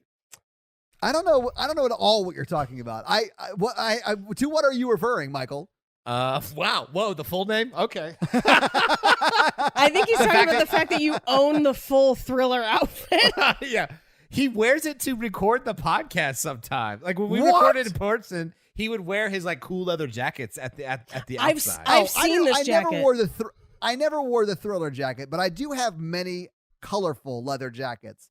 I love standout pieces that are leather jackets. That's like my thing. Do you hear that? A standout classic piece that is ageless and can be combined with other accessories. You know, I feel like I'm being shamed for at least attempting to have some style. I'm just glad Paige is on my side. I'm not at all. Because he's like, we'll be like sitting there watching a movie. He's like, I'm warm. And I'm like, well, you're wearing 6 layers and a leather jacket. I have at least take the vest and cummerbund off, you idiot. I was going to say, I have seen you wear a hoodie, a blazer, and a leather jacket. Yes! I call it. All right. It was cold when we were in Kansas City, Paige. Todd's nickname. It was very cold. Todd's nickname is 7-layer burrito. For real, or did you just make that up right now? Because I'm delicious. Well, yeah, and you got 7 layers on at all times. Oh, gross. You're like, I've got an undershirt, a t-shirt, a hoodie, a blazer, a vest, a leather jacket, and a coat. And a beanie. So, guys, I got to go. I got a barista downtown. I'm wearing a glove and then another glove and then a catcher's mitt. Well, the whole time I'm just like, how long does it take you to do laundry? Like, I'm like one day you have like a full load. Have you ever seen that episode of Friends? I'm always where dropping full loads, Mike. Oh God. That Oh. episode of Friends where Joey puts on all of Chandler's Yes. clothes. Yes. Yes, I love it. You're like, I That's like feel one seen. of the only Friends episodes I watch. Yeah, So, that and the one with Chandler in the box. oh yes. So they're at this engagement party, and one of Glenn's friends comes up and says, "Hey, aren't you that guy who got stood up at your wedding?" Yeah, and he's like, "Yeah, let's talk about that. Do you want to talk about how my parents died when I was 10 too?" Which I thought is so funny. Like that's the most realistic comeback on film I think that's ever been captured. My favorite Yeah. is the guy actually says, you got stood up at your wedding. That must have felt terrible. And he says, no, it felt really good. Thanks for bringing it up. Oh yeah. So hey, can I say this? I once met up with a friend who we weren't really that close. He was like a friend of a friend. Well, you were like 4 And he had- jackets away. Rude, Paige. Rude. So we all went to, like, he got married. I wasn't invited because I wasn't friends with him, but my friend was. And then when he got back from his honeymoon, we all went out. And I was like, "Hey, John, how's the honeymoon?" Because that I hadn't seen him. And that's all you knew. And yeah. Right. That's all I really knew. And he's a great guy. I liked him. He was a good dude. And he like went completely white. And then Jeff looked at me and said, "I meant to tell you this on the way over, but they're divorced." Whoa. It's done. It's terrible. Yeah. Apparently, unbeknownst to me, she had turned to him on their flight to Italy and said, "This was a mistake." Oh, And then that's that was it. that's even What? worse than this movie. And then, yeah, I know. And then I'm the asshole who is the like Glenn's friend. Yeah. And I mean, clearly I did not know that happened. When I asked, right. And I felt so. I spent like 40 minutes apologizing to this guy. And honestly, he's moved on. He's very happy now, but he was devastated, and I felt like the biggest ass That's ever. brutal. Yeah, it was rough, man. I felt very, very bad, and I That's- felt horrible. That's like the worst breakup I've ever seen. I've almost wanted to go to a wedding where someone gets left at the altar, something crazy like that happens. I've Mikey, I've been to like 50 weddings in my lifetime and never seen that happen. But, there's always next year. Yeah. There's always my wedding, yeah, which There is you not go. next year, but Mikey, you're gonna have to like figure out some commitment issues before you. well, you guys are talking about like living with someone. I'm like, whoa, before you're married, but it's like a different reason. Like she's gonna be on the lease, and we're like not in. We're not married. I have some thoughts about things that you should do before you marry someone that are going to come slightly later in this episode. I'm interested Okay. to Oh, see I what you love it. think. I'm So excited. But stuff. Yes. Sorry, what were we saying? that's not on the list. It's a more practical list, but sure. Oh, okay. So That's fine. Yeah. This is also where Robbie kind of blows up his friend's spot and tells Julia Yeah. that he had talked kind of crassly about her. Yeah, he's like, "Hey, remember when you first saw her, you were like, 'Oh, I'm gonna give it to her.'" And he's like, No, I never said that." He's like, No, he totally did. He's like, "No, I would never you said say that." she could get it, and you're gonna give it to her. I Are love you- that and- scene, and it- man. What I love about this scene is this is when you know that they're compatible, because there's some people you meet and there's a chemistry, and it's not a physical chemistry. Right. Right. I mean, I'm not saying they're not attractive or not attracted to each other, but there's like some people you meet and like, wow, they're really, really hot. I'm very physically attracted to them. So Robbie makes this joke about the driver, and Drew Barrymore's character, without hesitation, She plays along. jumps into the joke, and it goes Yeah. on for like the whole scene, and it is so funny. And like that's when he like looks at her and like smiles, and like there's like a chemistry there. Yeah, And it's like you're my bud. You were with me on that, and that is, I think, the first time we really, really see them connect as Yes. a couple. Yes, because she's like, yeah, are you gonna give it to me? Like, what are you gonna Oh, give me? And he's like, You're gonna. What is it? I can't wait for it. yeah, it's so, and he just walks off. He gets so awkward, he leaves. Yeah. Yes. Yeah. Which I He love. nopes out of that conversation. I love that. But like you Yeah. see moments like this, which I hate that her character doesn't get more development because they have a lot of good moments like this. Yes. Like the bar mitzvah scenes kind of like this, where they have like this unspoken playing off each other. And you don't get that with a lot of people. Right. Yeah, Mhm. I agree. She also in this scene kind of confesses that she's overwhelmed with wedding plans. But Robbie knows who all the people are because he works in weddings. Right. And he doesn't set an emotional boundary, and so he ends up helping her with her wedding. Well, he doesn't love her Yeah. at this point. I don't see a Right. problem with him agreeing. Because I think at this point he's like, I've got to get out of the house. Yeah. I mean, I think we've all I been think he's there. After a breakup, where you're like, Agree. Yeah. I need to get out. Yeah. And Agree. and I I mean, don't- and you just yeah. want to. Yeah, Yeah. I agree completely. You just want to like have something else to occupy your mind. You'll help your friend move and look forward to it. Like that's where you Yeah. are, And right? He asked the Yeah. kind of questions that I would ask and like reacts. He's like, why isn't Glenn going to help? And she's like, this is not really his thing. And he's like, okay. which that's a red flag of like he's not interested in their wedding. Like, and here's the thing. I understand that not every guy is going to be great at planning a wedding. Some of them are Right. going to feel overwhelmed, but to be completely disinterested is troubling. Well, it's not It's a even that. It's very like, bad sign. Yeah. You can you can be with someone and they can love totally different things than you that you might not like at all, but you should at least want to understand why your partner loves them. Yeah. And like it makes. I mean, like, why would you not?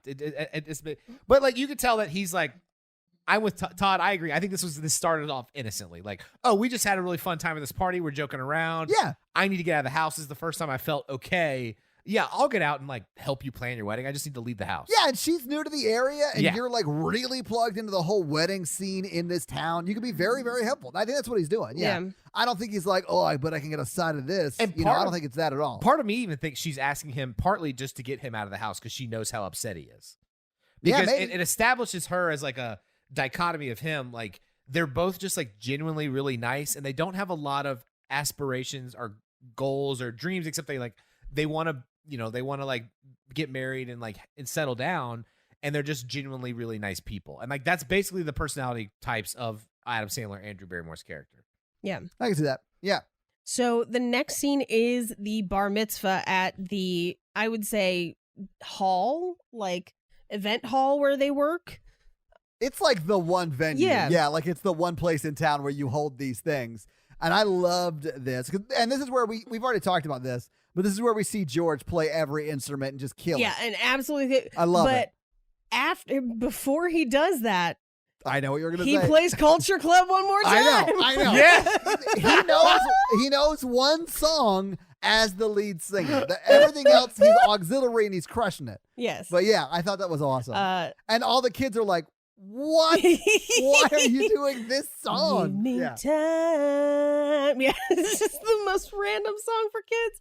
So good. I know. Now, what we do see, and again, this is a scene set up to make Adam Sandler's character look good, but I do think he gives this kid good advice that he should take himself, where he tells this kid, the kid is basically like, no one wants to dance with me because I'm not cool.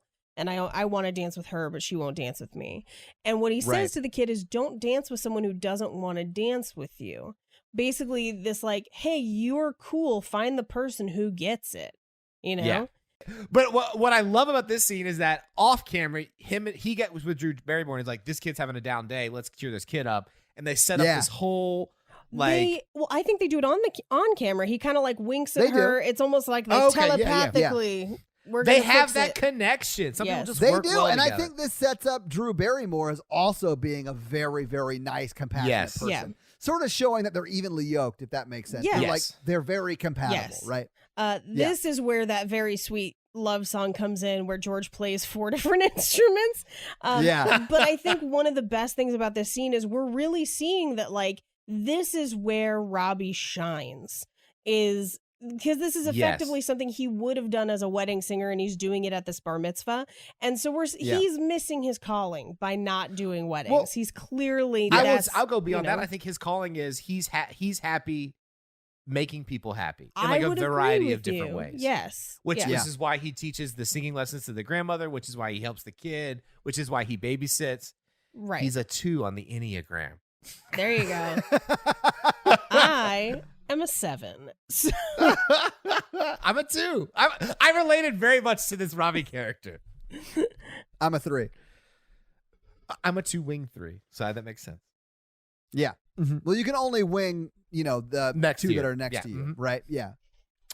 So, so like they make eye contact. Drew Barrymore is like, I'm gonna he's like, we're gonna have this very lovely Julia pick a nice young man to dance with, and she goes around all the cool kids and goes straight to the kid who's so like, like sobbing in the corner because no one will dance with him, and picks him up and dances with him, and it's a very sweet scene until the groping starts. Until all the groping yeah. starts, and I have some thoughts about this. I hated that they added because I feel like Yes. it ruins the whole scene. It does. I mean, it's cute once it gets to the old people, but the fact that it starts with like sexual assault or Right. harassment at least, because there's no consent, and he just goes in for it, and nobody's like, "Hey, that's not okay. You should." Yeah, nobody Right. is You teaching know? this 14-year-old that it's not okay to molest an adult woman or any woman for that matter. Right. That is a bit problematic for me. And yeah.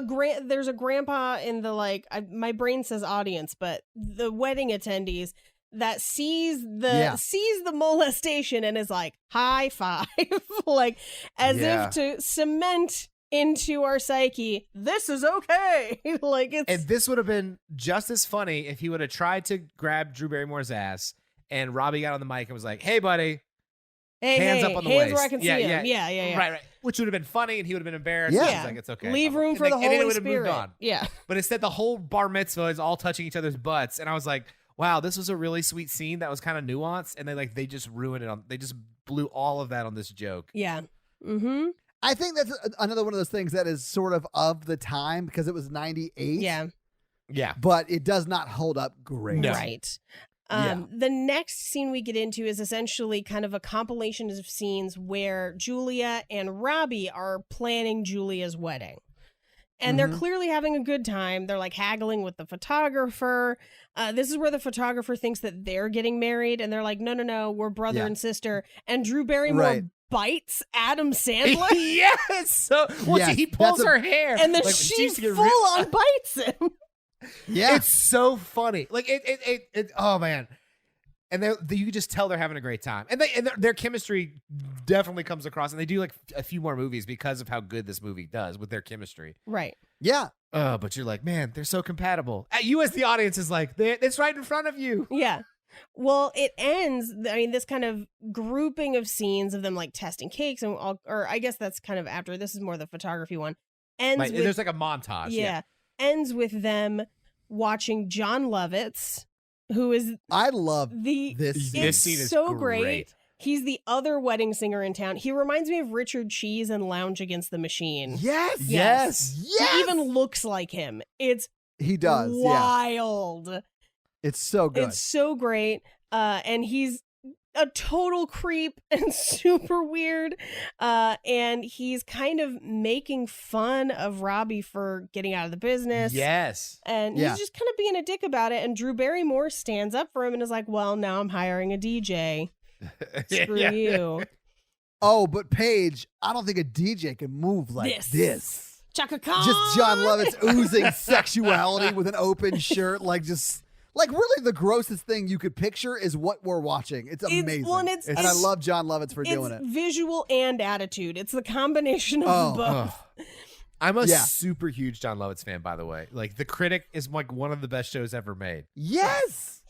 Way ahead of its time, too. Yes, super way ahead of its time. It pioneered the cutaway. Yeah. We could get into it sometime. They Mikey. need We to. should- That's yeah. the one cartoon like adult show they need to bring back. Like, it was like 20 years before its time.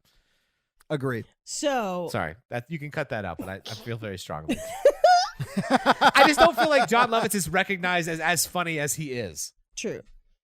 I really like, there's a scene of him in, I think it's A League of Their Own, where he picks them up at the train station and he's like, see, around here, the train moves, not the station. Like, he's like trying to get them to go in.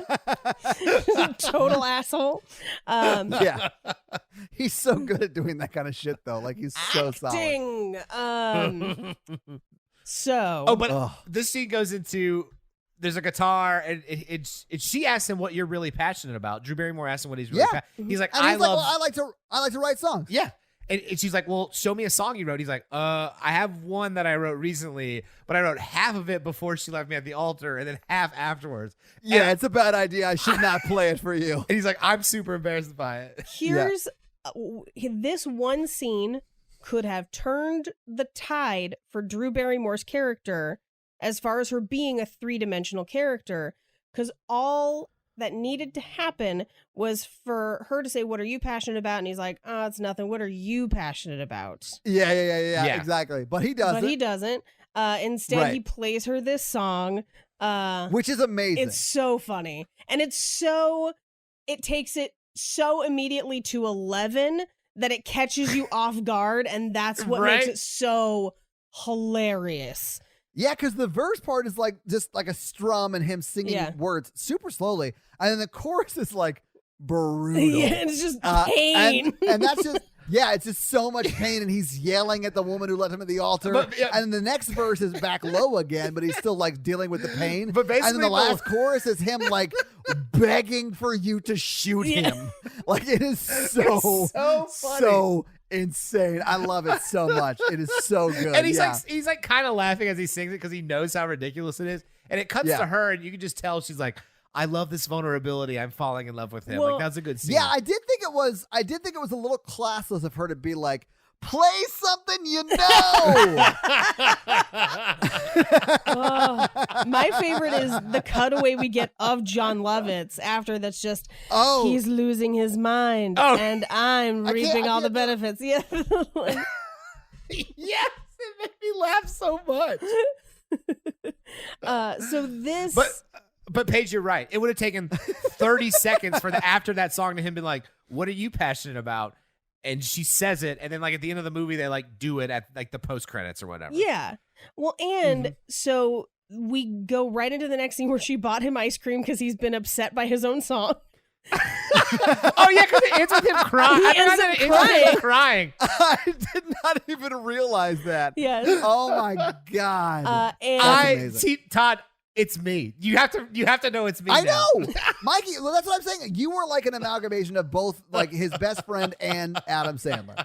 So then they have a conversation about, this is where we find out a little more about her relationship with Glenn, but also a little bit about the relationship with Linda, where he tells the story of he'd never flown and Linda wouldn't let him have the window seat.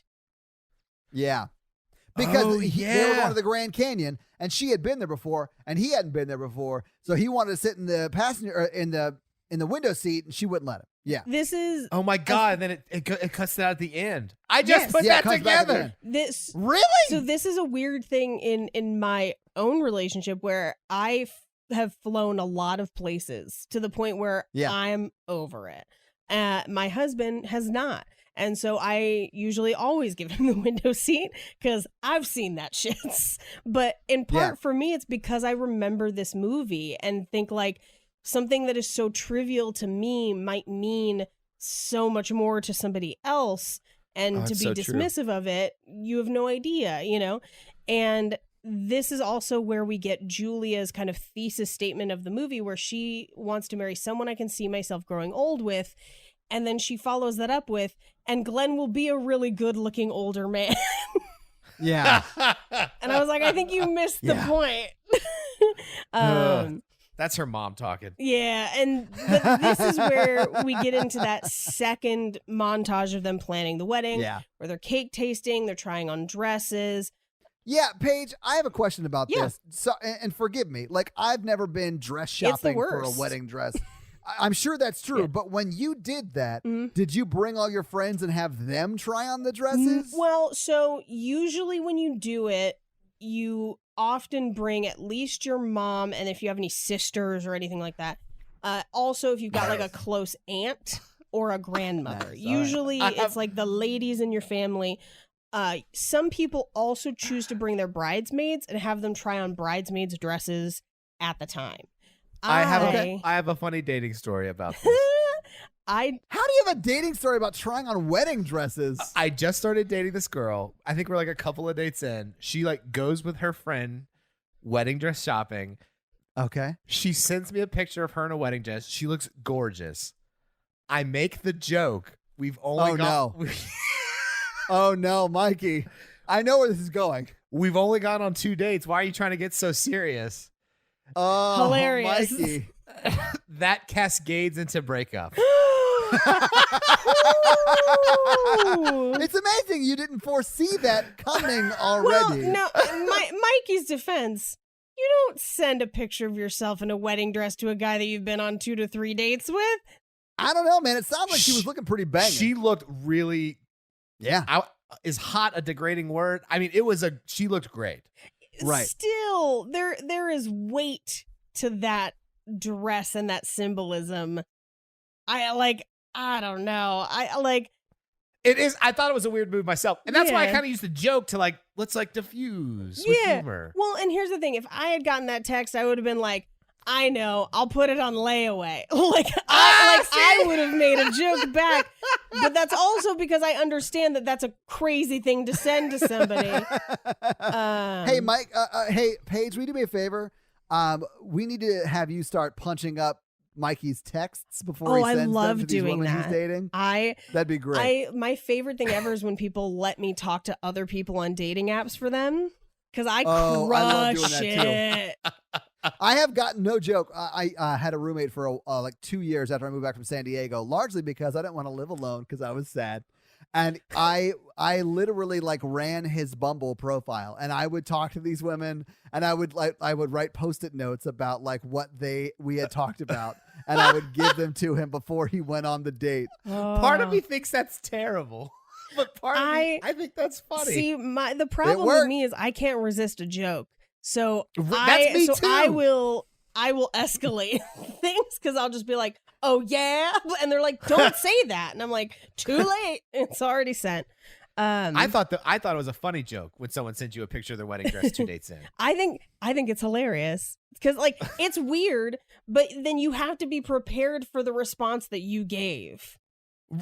Well, I mean, I asked her how Yeah. wedding dress shopping was going, and she sent me the picture, and it looked like she was having fun, and I was like, "Oh, I'll make a fun joke." Oh Yeah. no. Yeah. So when I went wedding dress shopping, I didn't have a bridal party. I didn't have bridesmaids. Jake didn't have groomsmen. Mhm. And so it was just me trying on dresses. And the first time I went to a wedding dress shop that claims to have 2,000 dresses and carry plus sizes. It rhymes with Schmavid, Schmeidel. And they had 2 dresses in the entire store that I could try on. 2. Oh wow! It was Oh. brutal. And I couldn't actually try them on. They just binder clipped them onto me. Yeah. Brutal. So the next time I went, I found a shop that was like, we have a plus size selection, but all the dresses looked the same. So I ended up just sobbing, thinking that I was never going to find anything. Oh. And then I Oh. never went wedding dress shopping again. And I had someone make my dress, and it was the best decision I could have ever made. So Well, I'm glad I'm You glad got a that's custom stored. dress like Yeah. you got custom it rings. cost, That's it, awesome. dude, it cost me half the price of a dress off the rack. We're custom make your dress. Fuck the wedding industrial system. Yeah, absolutely. Yeah, and real talk, every single person that saw my wedding pictures was like, where did you get that dress? And I'm just like, yes, fuck all y'all that don't want to carry my size. Everyone wants this dress now. Anyway, so Get 'em. part of their montage is the limo obstacle course. Oh yes, which I love this scene. I feel like this is something I would do to He's Mikey. like- That's one of the reasons I loved their dynamic between him and the best friend. I loved He it. just picks up the mannequins and shoves them through the window of the limo. Yeah. And then Drew Barrymore was like, "Is this necessary?" And he's like, "No, he's the only limo driver in town." This is just really funny. And then he's like, "But you ran over." He's like, he's like, "You ran over as two he's throwing the coats." things, as he's throwing the mannequins in the back seat, he's like, "You're running out of time," and he zooms up and parks, and then he goes, "You ran over some cones, man. They could have been Two, a yeah, he guest." said 2 cones. He's like, Yeah, it's like, and then it's like a he, 10-second like- delay. He's like, they weren't guests, they're cones. Yeah, he's like, "They were just cones." I love that part. My favorite is, without communicating with each other, he pulls up, Adam Sandler looks at the stopwatch, and then turns it to Drew Barrymore, and she plays along again.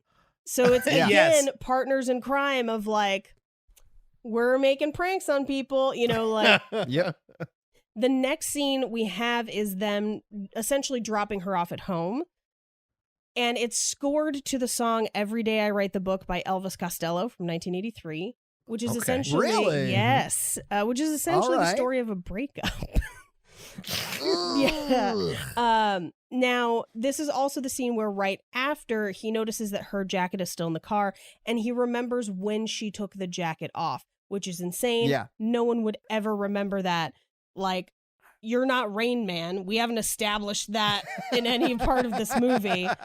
But He just pays attention. yeah, Well, he and, tells and the that's limo where they're- driver she took it off because she thought it was going to rain, but it got too hot. It was too hot for jacket weather. She didn't want to sweat. Yes. And he's like, oh, you have a thing for her. Yeah, because essentially implying like you're paying too much attention. You clearly must have a thing for her. Yes. And he does. That's fair. He does, but he denies it. Like you do. Like you do. The very next day, we cut to Julia's house where Holly is failing to put together a Rubik's Cube, which was essentially originally invented in 1974 as the Magic Cube and then remanufactured in the U.S. as a Rubik's Cube in 1980. So it's new to them, but not new to the world. It was all the rage in the early 80s, though, apparently. Indeed. Yeah. This is the scene where Robbie comes to bring the jacket back. Yes. And this scene, now as a grown-up, really bugs me. I am Yes. not a fan.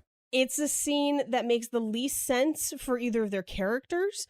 No one would ever do this. It is purely a device to let them kiss without it technically being cheating. I don't like it. But this is the Yes. church No, I don't tongue like it either. scene. And yeah, And I don't think it's necessary for their arc. I don't think so either. I don't think it is either. You could have their first kiss be on the plane at the end, and I'd still buy this movie all the same. Yeah, 100%. Yeah. But it's like really, it's Holly, and then Holly and Drew Barrymore's character are like talking about, What kind you know, of kiss? how do you properly kiss at a wedding? Yeah. So like Paige, like did you like what was your How much church tongue kiss? did Oh, you give yeah. Jake at the I wedding? licked him from nipple to neck. Ooh. I did not. We kissed like normal people because it's a wedding and there's a bunch of people watching. So like mouth closed or mouth open? Slightly open, literally as they describe in like this movie? Yeah, Okay. yeah. So at my wedding, it was like closed. It was like mouth closed How completely. old were you though?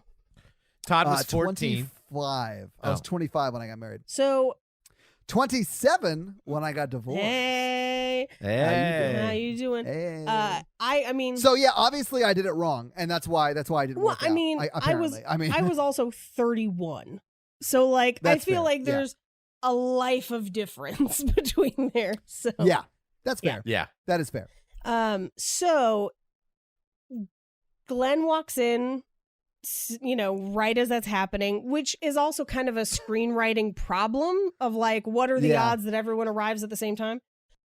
But he had to deliver the CD player that he just bought for $700. I have first, notes about Adam the CD Sandler player. goes, I kissed her. It was nothing. I'm sorry. I have to go. And he doesn't. Well, yeah, and Glenn doesn't care.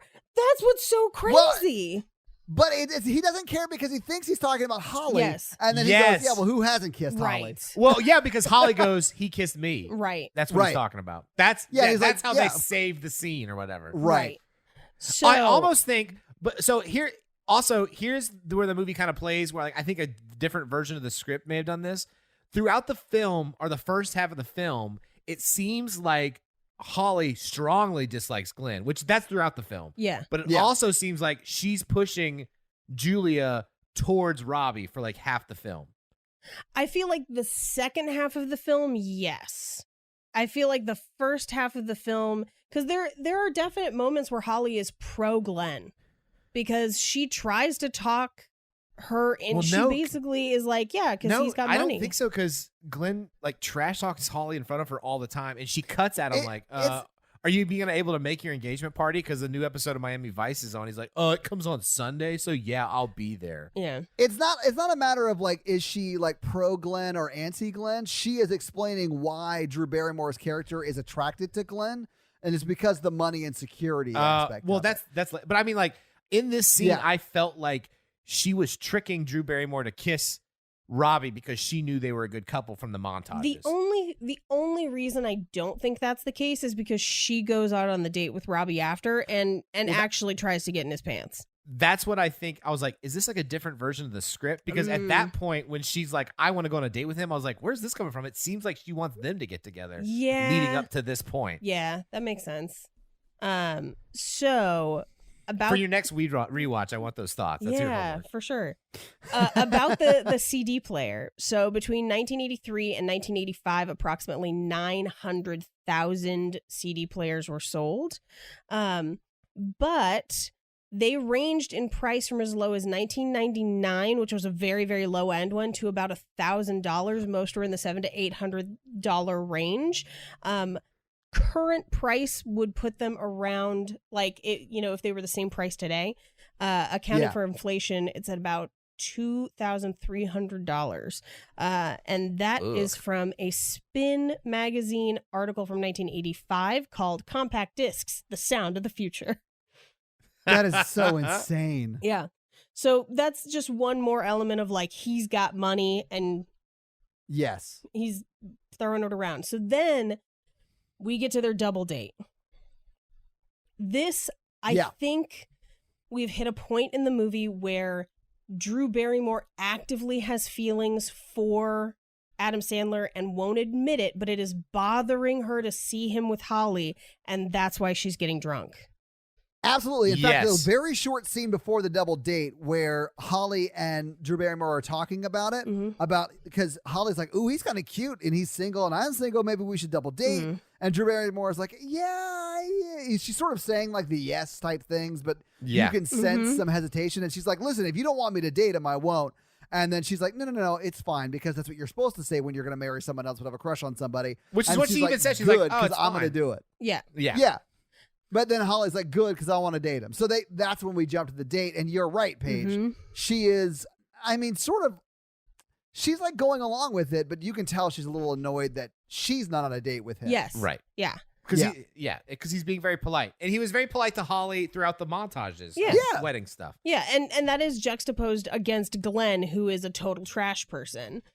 Yes. Yeah. Yeah, he's like, well, I'm glad that we're going on this double date because he definitely needs to get laid and like Holly's a sure thing. And he's like, Glenn's a douche and he treats Holly very poorly. Yes.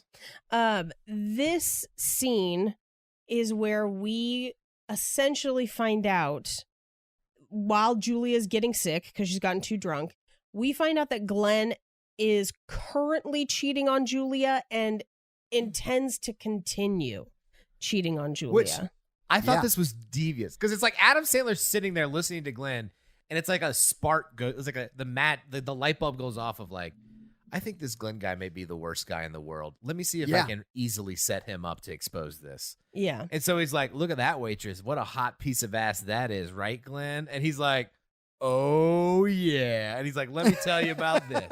And then he's like, you couldn't get something like that now, Glenn. You're too old, right? Well, I can get something like that. I got something like that recently. Like, how recently? You're with Julia. Well, 10 Like days 10 days ago? Yeah. I was like, Ugh. he falls right into the trap there. Yeah. Not only does he say that, he also explains how he does it. Like, Yeah. well, she's here and I'm in the city and I work late hours, winky winky. Yeah. And I Yeah, was like, right. ugh. Not only are you admitting to cheating on your fiance, you're also telling this guy who you don't really know that well how you're pulling it off. And that you're going to continue. Your plan is not to stop. Yes, he tells that. Like, Yeah. well, that'll stop when you get married, right? He's like, no. No, why would it? Yeah. But I think it's established that all of Glenn's friends are just like him, and he assumes all guys are like that. Right. Probably. Because they run into Glenn's friends at the pre-bachelor party. Yeah. And they're Yeah. all assholes, and they're all Yes. on Glenn's side. Now, at this point, we find out that Julia is sick and she's throwing up, and Glenn doesn't really bother to help her. He makes it Holly's job, and he goes to get the car, which is a DeLorean.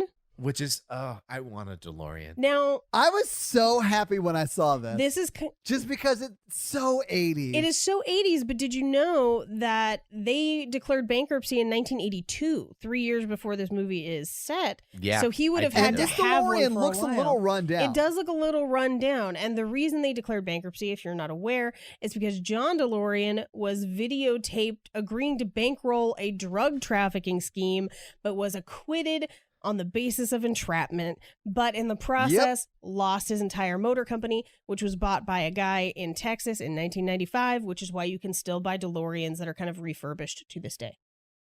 Yeah. There you Oh, go. I really want one. Mikey, let's get one. Like, do you guys think I'd look good in a DeLorean? I think it'd be very uncomfortable Mikey. to drive with your wide It would be. shoulders. They're notoriously bad cars. But if I'm gonna get it, I'm gonna like retrofit it to look like the Back to the Future DeLorean. Well, yeah. oh, Mikey, that's you're the going only to way. get it if you have one. You gotta put That's that for Mr. sure. Fusion on the roof. You know what I'm But saying? then you can only have sex with your mom. What? Oh.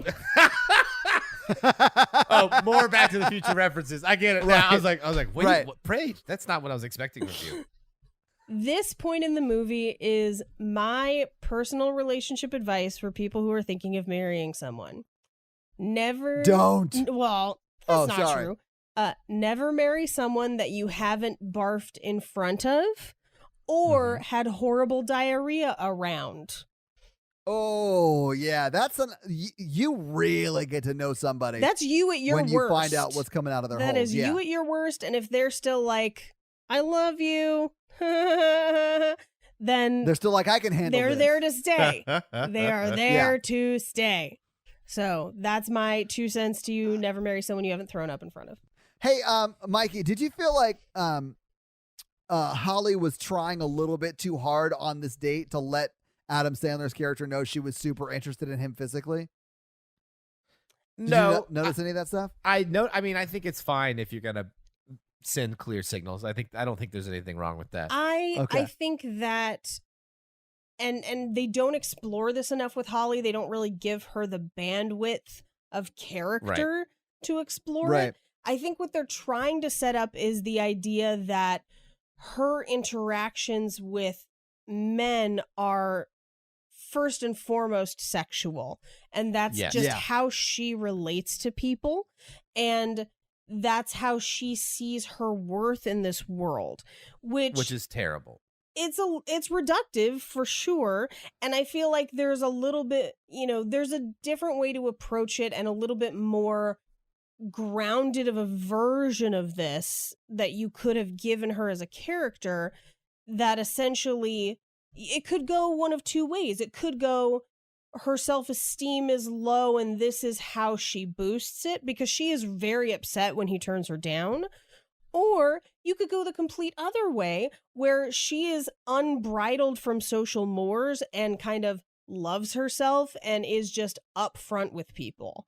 And I feel like I sort of saw her as just like a very sex positive, very like she owns her sexuality kind of person. I don't but think because of that, Yeah. Glenn and other men hate her. Yeah. Well, I don't think they go far enough in either direction, like what Paige is talking about. I think they if straddle the line.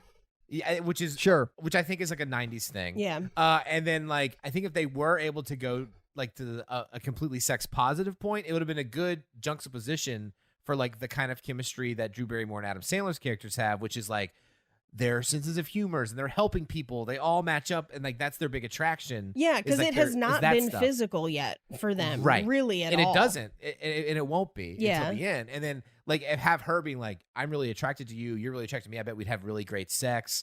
And like that's a really great thing to base a relationship on, and like have that be like he's like, well, that's one thing, but that's not everything. Like that could have been another moment where it could have gone a little deeper, I think. Yeah.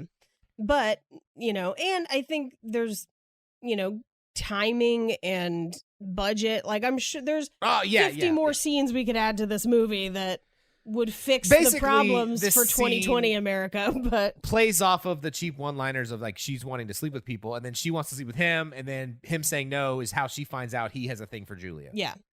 Right. Mm-hmm. Because it couldn't just be that he wasn't interested in her.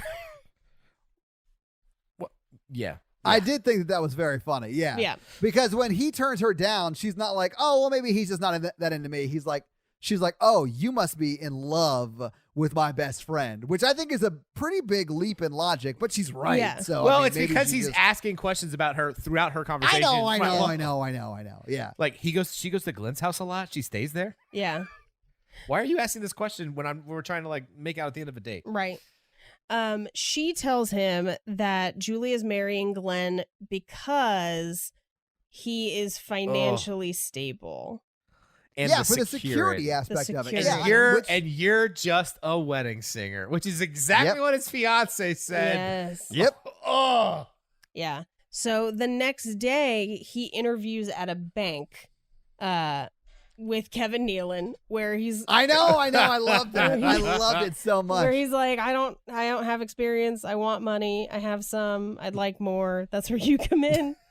But they cut back and forth between him at the bank and Julia going to Rosie's house, assuming that he'd be there for the singing lesson, and he's not. But this is also where we get a throwaway line of like, well, he's trying to move out of his sister's basement with all the nipple twisting that goes on in that house, which I think is the only reason that scene exists earlier in the movie, is to pay off that I joke honestly here. didn't even realize that. Yeah. Yeah, I didn't realize that either. Yeah, I missed that completely, Paige. Yes. That's so funny. This is also where we find out that she made him a present that is Oh, directly yeah. related to kind of his passion. Passion. Mm-hmm. Yeah.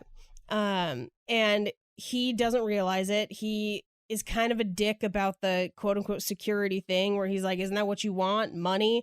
And then she kind of scatters the sheet music, and Yeah. he picks it up and just says, she made me a present. I am an asshole. And just like through gritted teeth. Yeah. It's pretty great. And so he, at this point, is just kind of resigned to like, I blew it. She's going to marry that other guy. And so he is out drinking with his friends at a bar where they have what I think is a pretty great conversation, considering the rest of this movie, about male relationships. I really like, because the whole time you're like, why are they friends? And this implies that their friendship is built off of moments like this. Yeah. Yeah, and this is the conversation where I was like, oh, I think I've had this conversation with Mikey before. And I'm pretty sure I was dressed like Michael Jackson. I'd bet dollars to donuts. we at least know I was wearing a leather jacket and layers. Like, I can confirm that part of it. Just tear off track pants, jeans, tuxedo pants, 4 pairs of shoes, 3 hats. Yeah, exactly. Because the whole movie establishes that Adam Sandler doesn't really like hanging out like with people like Glenn. So like, why is he hanging out with the limo driver? Right. And you find out that the limo driver is mostly just all talk at this point. Yeah. Yeah, he's honestly a really good dude. He's just very he's all talk, like you were saying. Right. Yeah. But what we see here is 2 male friends having a real conversation about their feelings.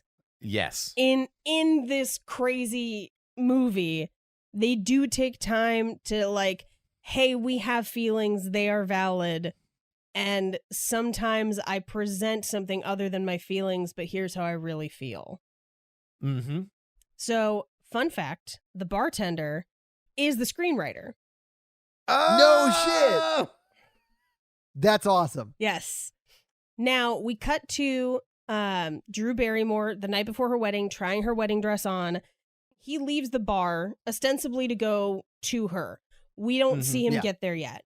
We cut to Julia's house with her mom, where her mom is just like, of course you should marry Glenn. He's rich. You just have... He's the safe choice. Yeah, you just got cold feet. I don't even know why you're considering it. And when she brings up Robbie, she's like, the wedding singer? Like, she gives that same reaction that everyone else has given of just like, why would you do that? That loser?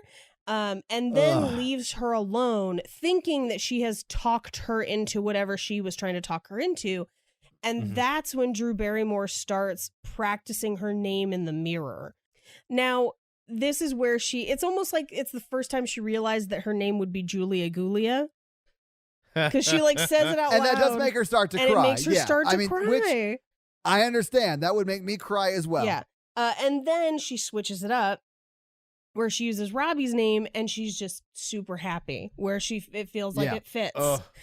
And ironically, this is when Ravi is walking up to the house. Yes. So he Yeah. sees her excited and thinks that she's excited about her wedding the next day.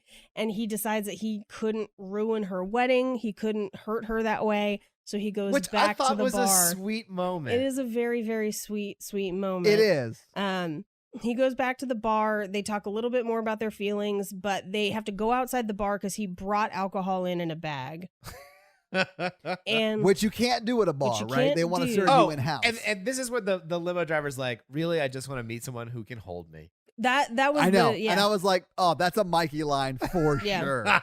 So they Yeah. go outside, and this is where they run 100%. into Glenn and his like coterie of frat douches, like Ugh. just a collective, like a murder of bros, just like walking down Yeah. the sidewalk. A murder of bros is the correct term. And he's got like his arm around his date for the I evening. think it's a clutch of bros, Oh, that makes sense. but yes, But they're also swarming with the privilege of Karens. Yes. Right? Who they're like, privilege cheating of on their spouses Karens. with, right? So like Good, Todd. That's really so good. you're welcome. And then Glenn goes, "You're not gonna go snitching to Julia, are you?" And I don't understand how he doesn't understand that he is in public in her hometown. Yeah. People are gonna see him actively cheating on his fiance. Yeah. Like Rob or Adam Sandler's character would not have to say anything for that to get back to Yeah. her. And this is what? Like, does he lose his temper at this point? Yes. Well, it really is the old guy who had his arm around the Well, best friend limo driver who goes to punch him, and then he goes, "I used to be a lot stronger." Yes. Well, and essentially he robs Adam Sandler of the like element of surprise because Yeah. Adam Sandler Yeah. is gonna beat the shit out of him, and the old guy gets in the way, which puts him off guard. So Glenn punches him.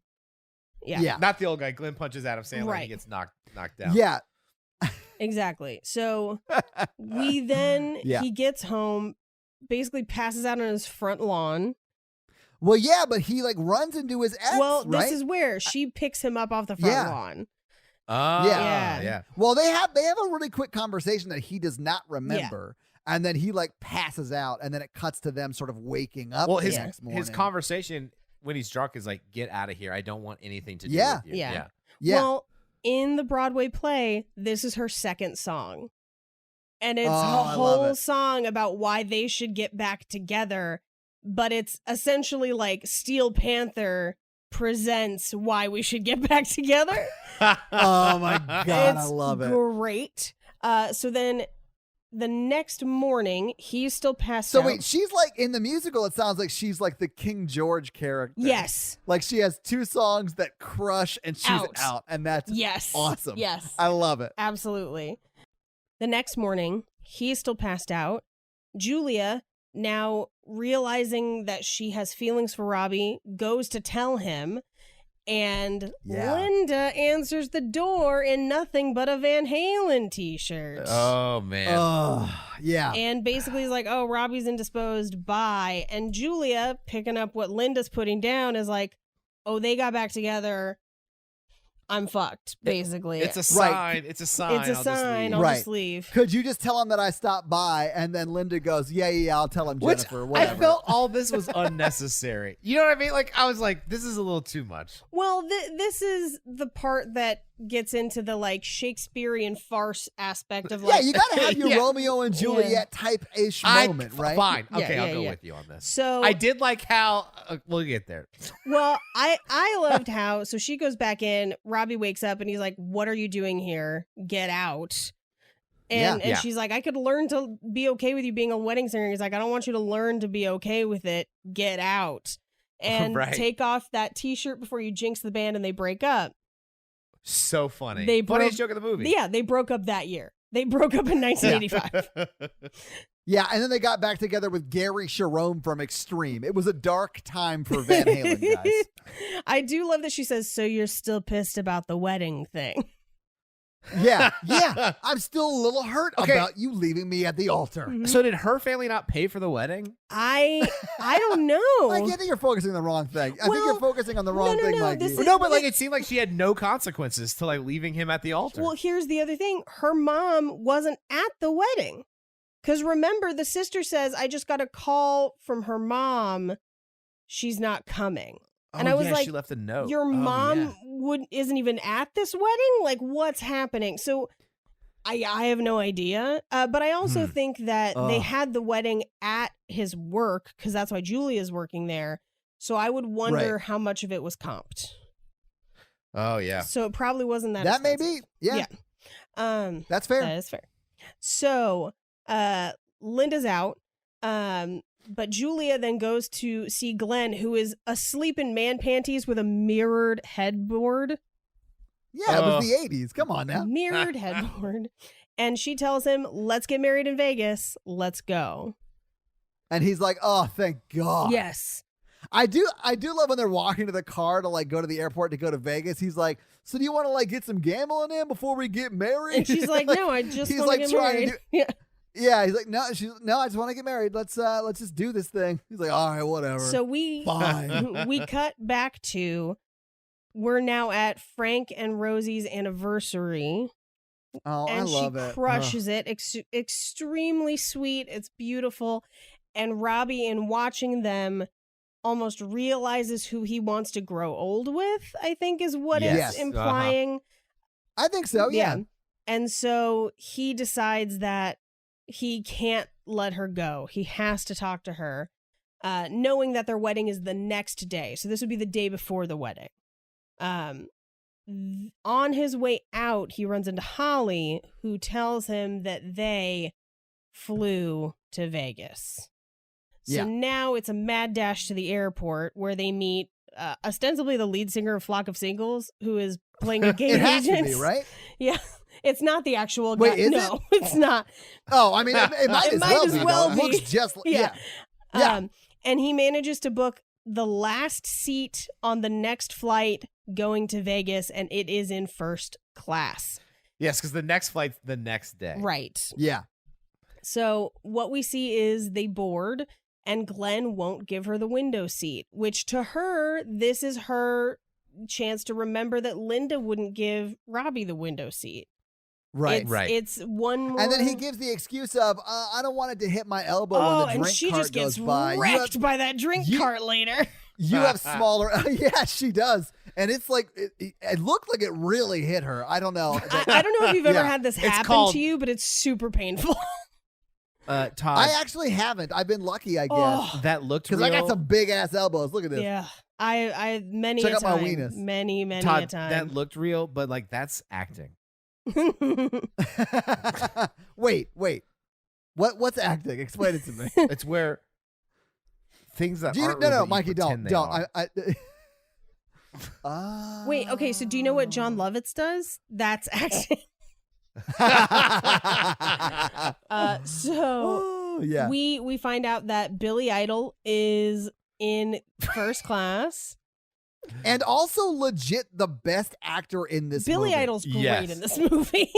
He's so good. He's so good. I thought it was an actor doing like a look-alike thing. Is that really Billy That is Idol? really That Billy. really is Billy Idol. This is I was like, really that Billy actor Idol. is a really good Billy Idol. No, it is He- really Billy Idol. And this is Mikey, he does it so well because he is in fact himself. yes. That's Todd. That's not acting. So here's the crazy thing. So this is where Robbie starts to tell his story to the people in VIP, and he says to a woman next to him, "I'm going to Vegas to stop a wedding," and she replies with, "That's the sweetest thing I've ever heard." Bitch, you don't I know know. them. You don't know what's going on.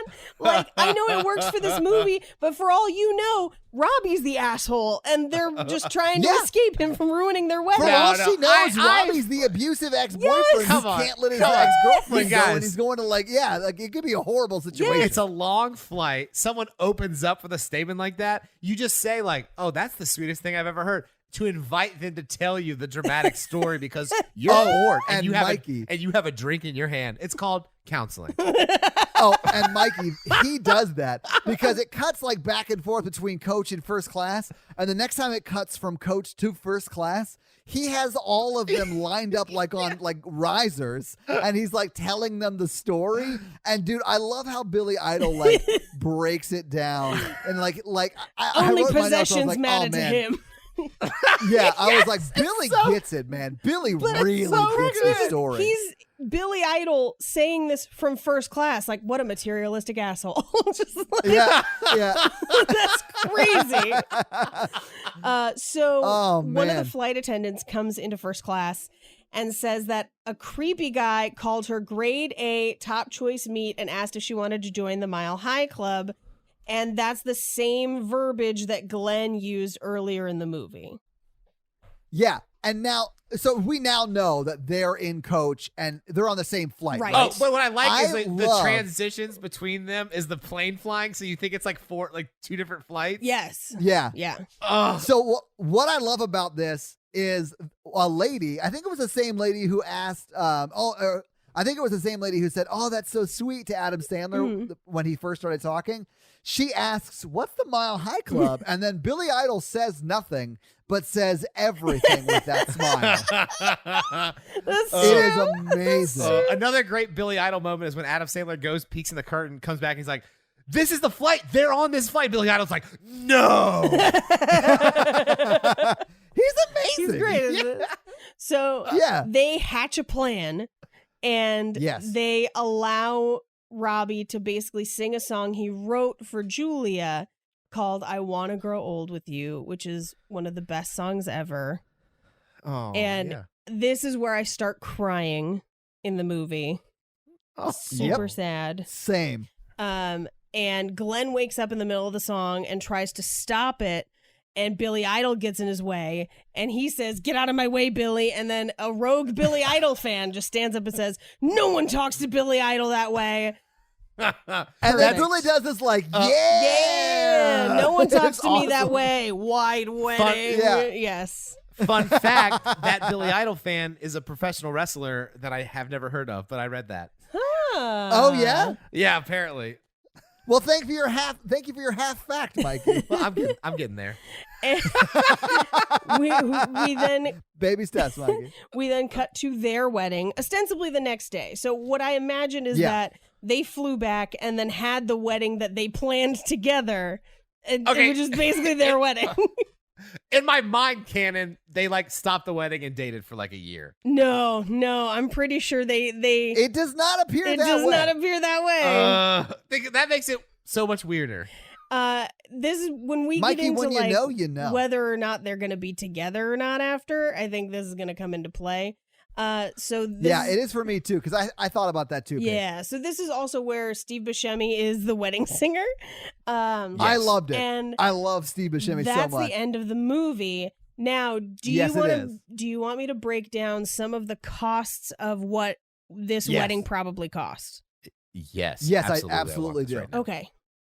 So, according to an article in Fortune magazine published July 22nd, 1985, the average cost of a wedding reception was a little bit over $6,000, which is a lot, but not nearly as much as it is now. I'm worried about that adjusted for inflation. Yeah, so sit-down receptions could cost up to $150 per guest, which is wild. Like, that's a pretty hefty sum.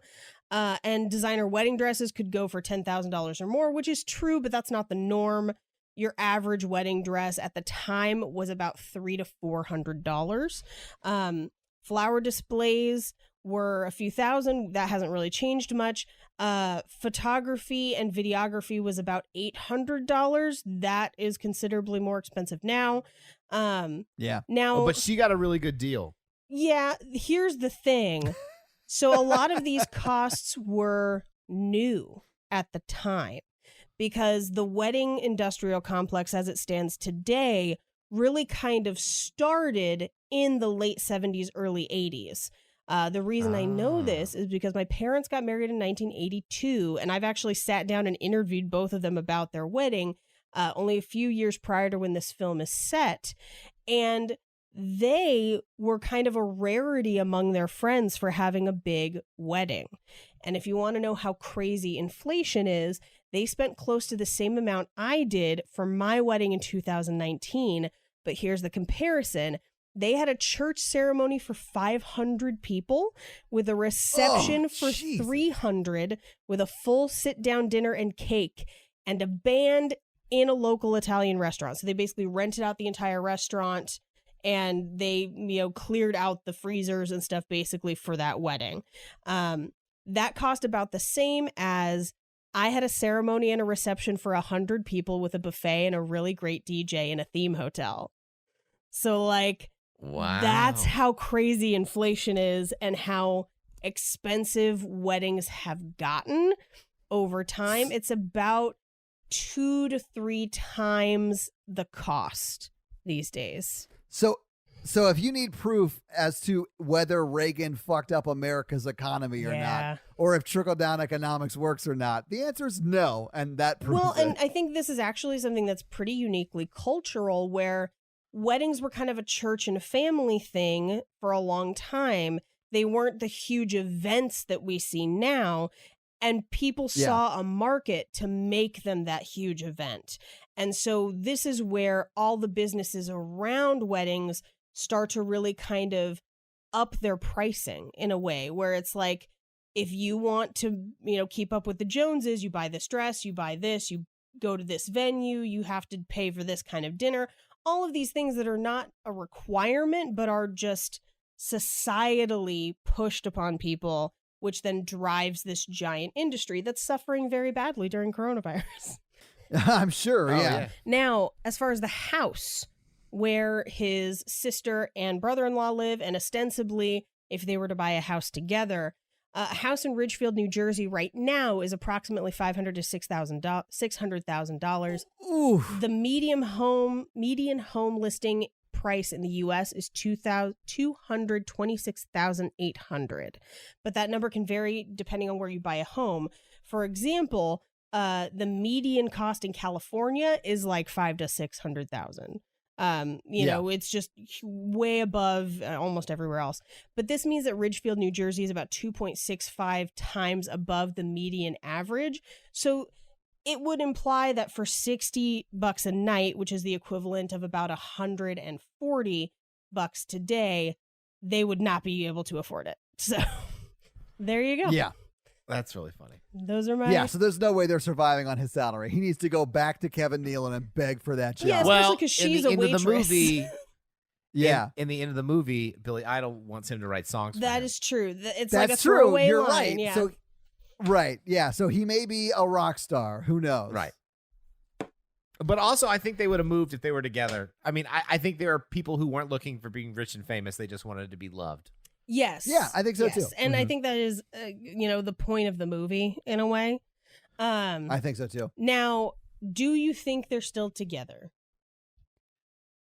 80. I am operating under the assumption that they got married the day after the flight Me too. on Vegas Air. By the way, never fly Yes. on Vegas Air. There's no way that's safe. But my mind, they got back, and the next day they got married. So no, I don't think they're still together. Because they did not know each other very well. And honestly, I think it's largely because when she went to the bathroom to throw up, Adam Sandler did not go with her, so he didn't get to see her that That's well. the whole okay. reason. Do you think they're together, Exactly. Mikey? Counterpoints. Make a tape. I do think they're together. I don't Of think course the you wedding do. was the next day. Okay. Here is my evidence. Steve Buscemi would have taken a long time to become a successful wedding singer from the beginning of the movie, which was only 3 weeks prior. So this is All right. this has showed his redemption Yeah. arc in between these times, which would have taken months, maybe even a year. I mean, I don't know. Reservoir Dogs takes place granted. over only like a couple weeks. Yeah, but he's got to learn to sing and be a successful wedding singer.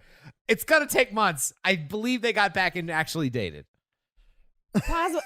You might be right. That's actually a you good point. might- Oh, and I also, because Boy George is in the wedding with the dress, and he couldn't just find that the night before or the day of. I think he bought it when they went shopping.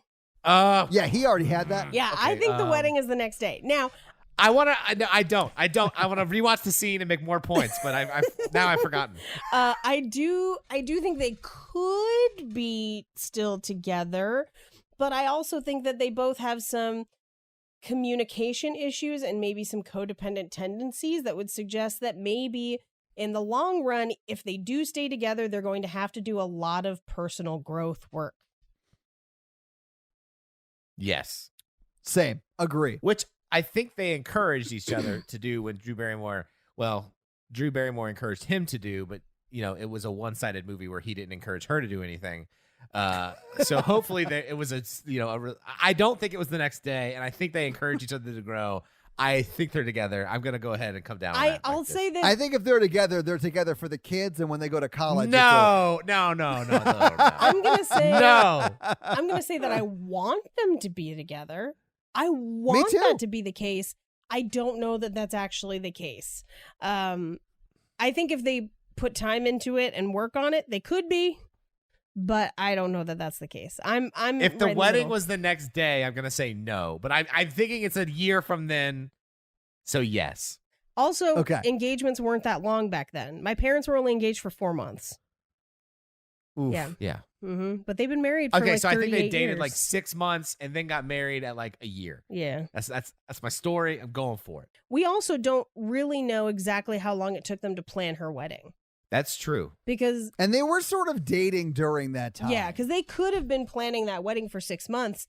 It doesn't give us an accurate depiction of how long that took. All right, so let's talk box office. Yes. I know all the numbers, so you have to skip me. Oh, okay. Do you? Yeah. So what do you know, I Paige? don't. I did not look at it. So what do you think the budget for this movie is then? Paige? I think this was actually probably pretty low budget. I would say maybe $5 million. So the information I have says it was $18 million. Yeah. Damn. I mean, that makes sense for all the stuff that they had to kind of recreate as the 80s. Yeah. But this is like peak Barrymore and Sandler. That's true. I bet a lot of it went to actors. And I think Billy so, Idol's too. in this. Yeah, no, Well, 18 makes sense. Yeah. I mean, just for the cocaine budget alone for Idol, I mean, it has to have been high. So what do you think it made its first week out, which was February 13th, was the day it came out, 1998. What do you think? It came out Valentine's Day weekend. Oh, that Yes. movie made an assload of money. That probably made 40 grand. Oh. 40 grand? 40 I mean, grand. 40 million. Sorry. 40 grand. In 80s money, accounting for inflation. Yeah, absolutely. It made $21.9 million its first weekend out. So it passed its budget its first weekend out. The only movie that beat it was Titanic, and Titanic was in its 9th week. Oh my God. I've never seen Titanic, but I hear that people consider it romantic. Yeah, we'll have to do it. It beat Sphere, it beat Good Will Hunting, and As Good as It Gets. That was the top 5 that week that it came out.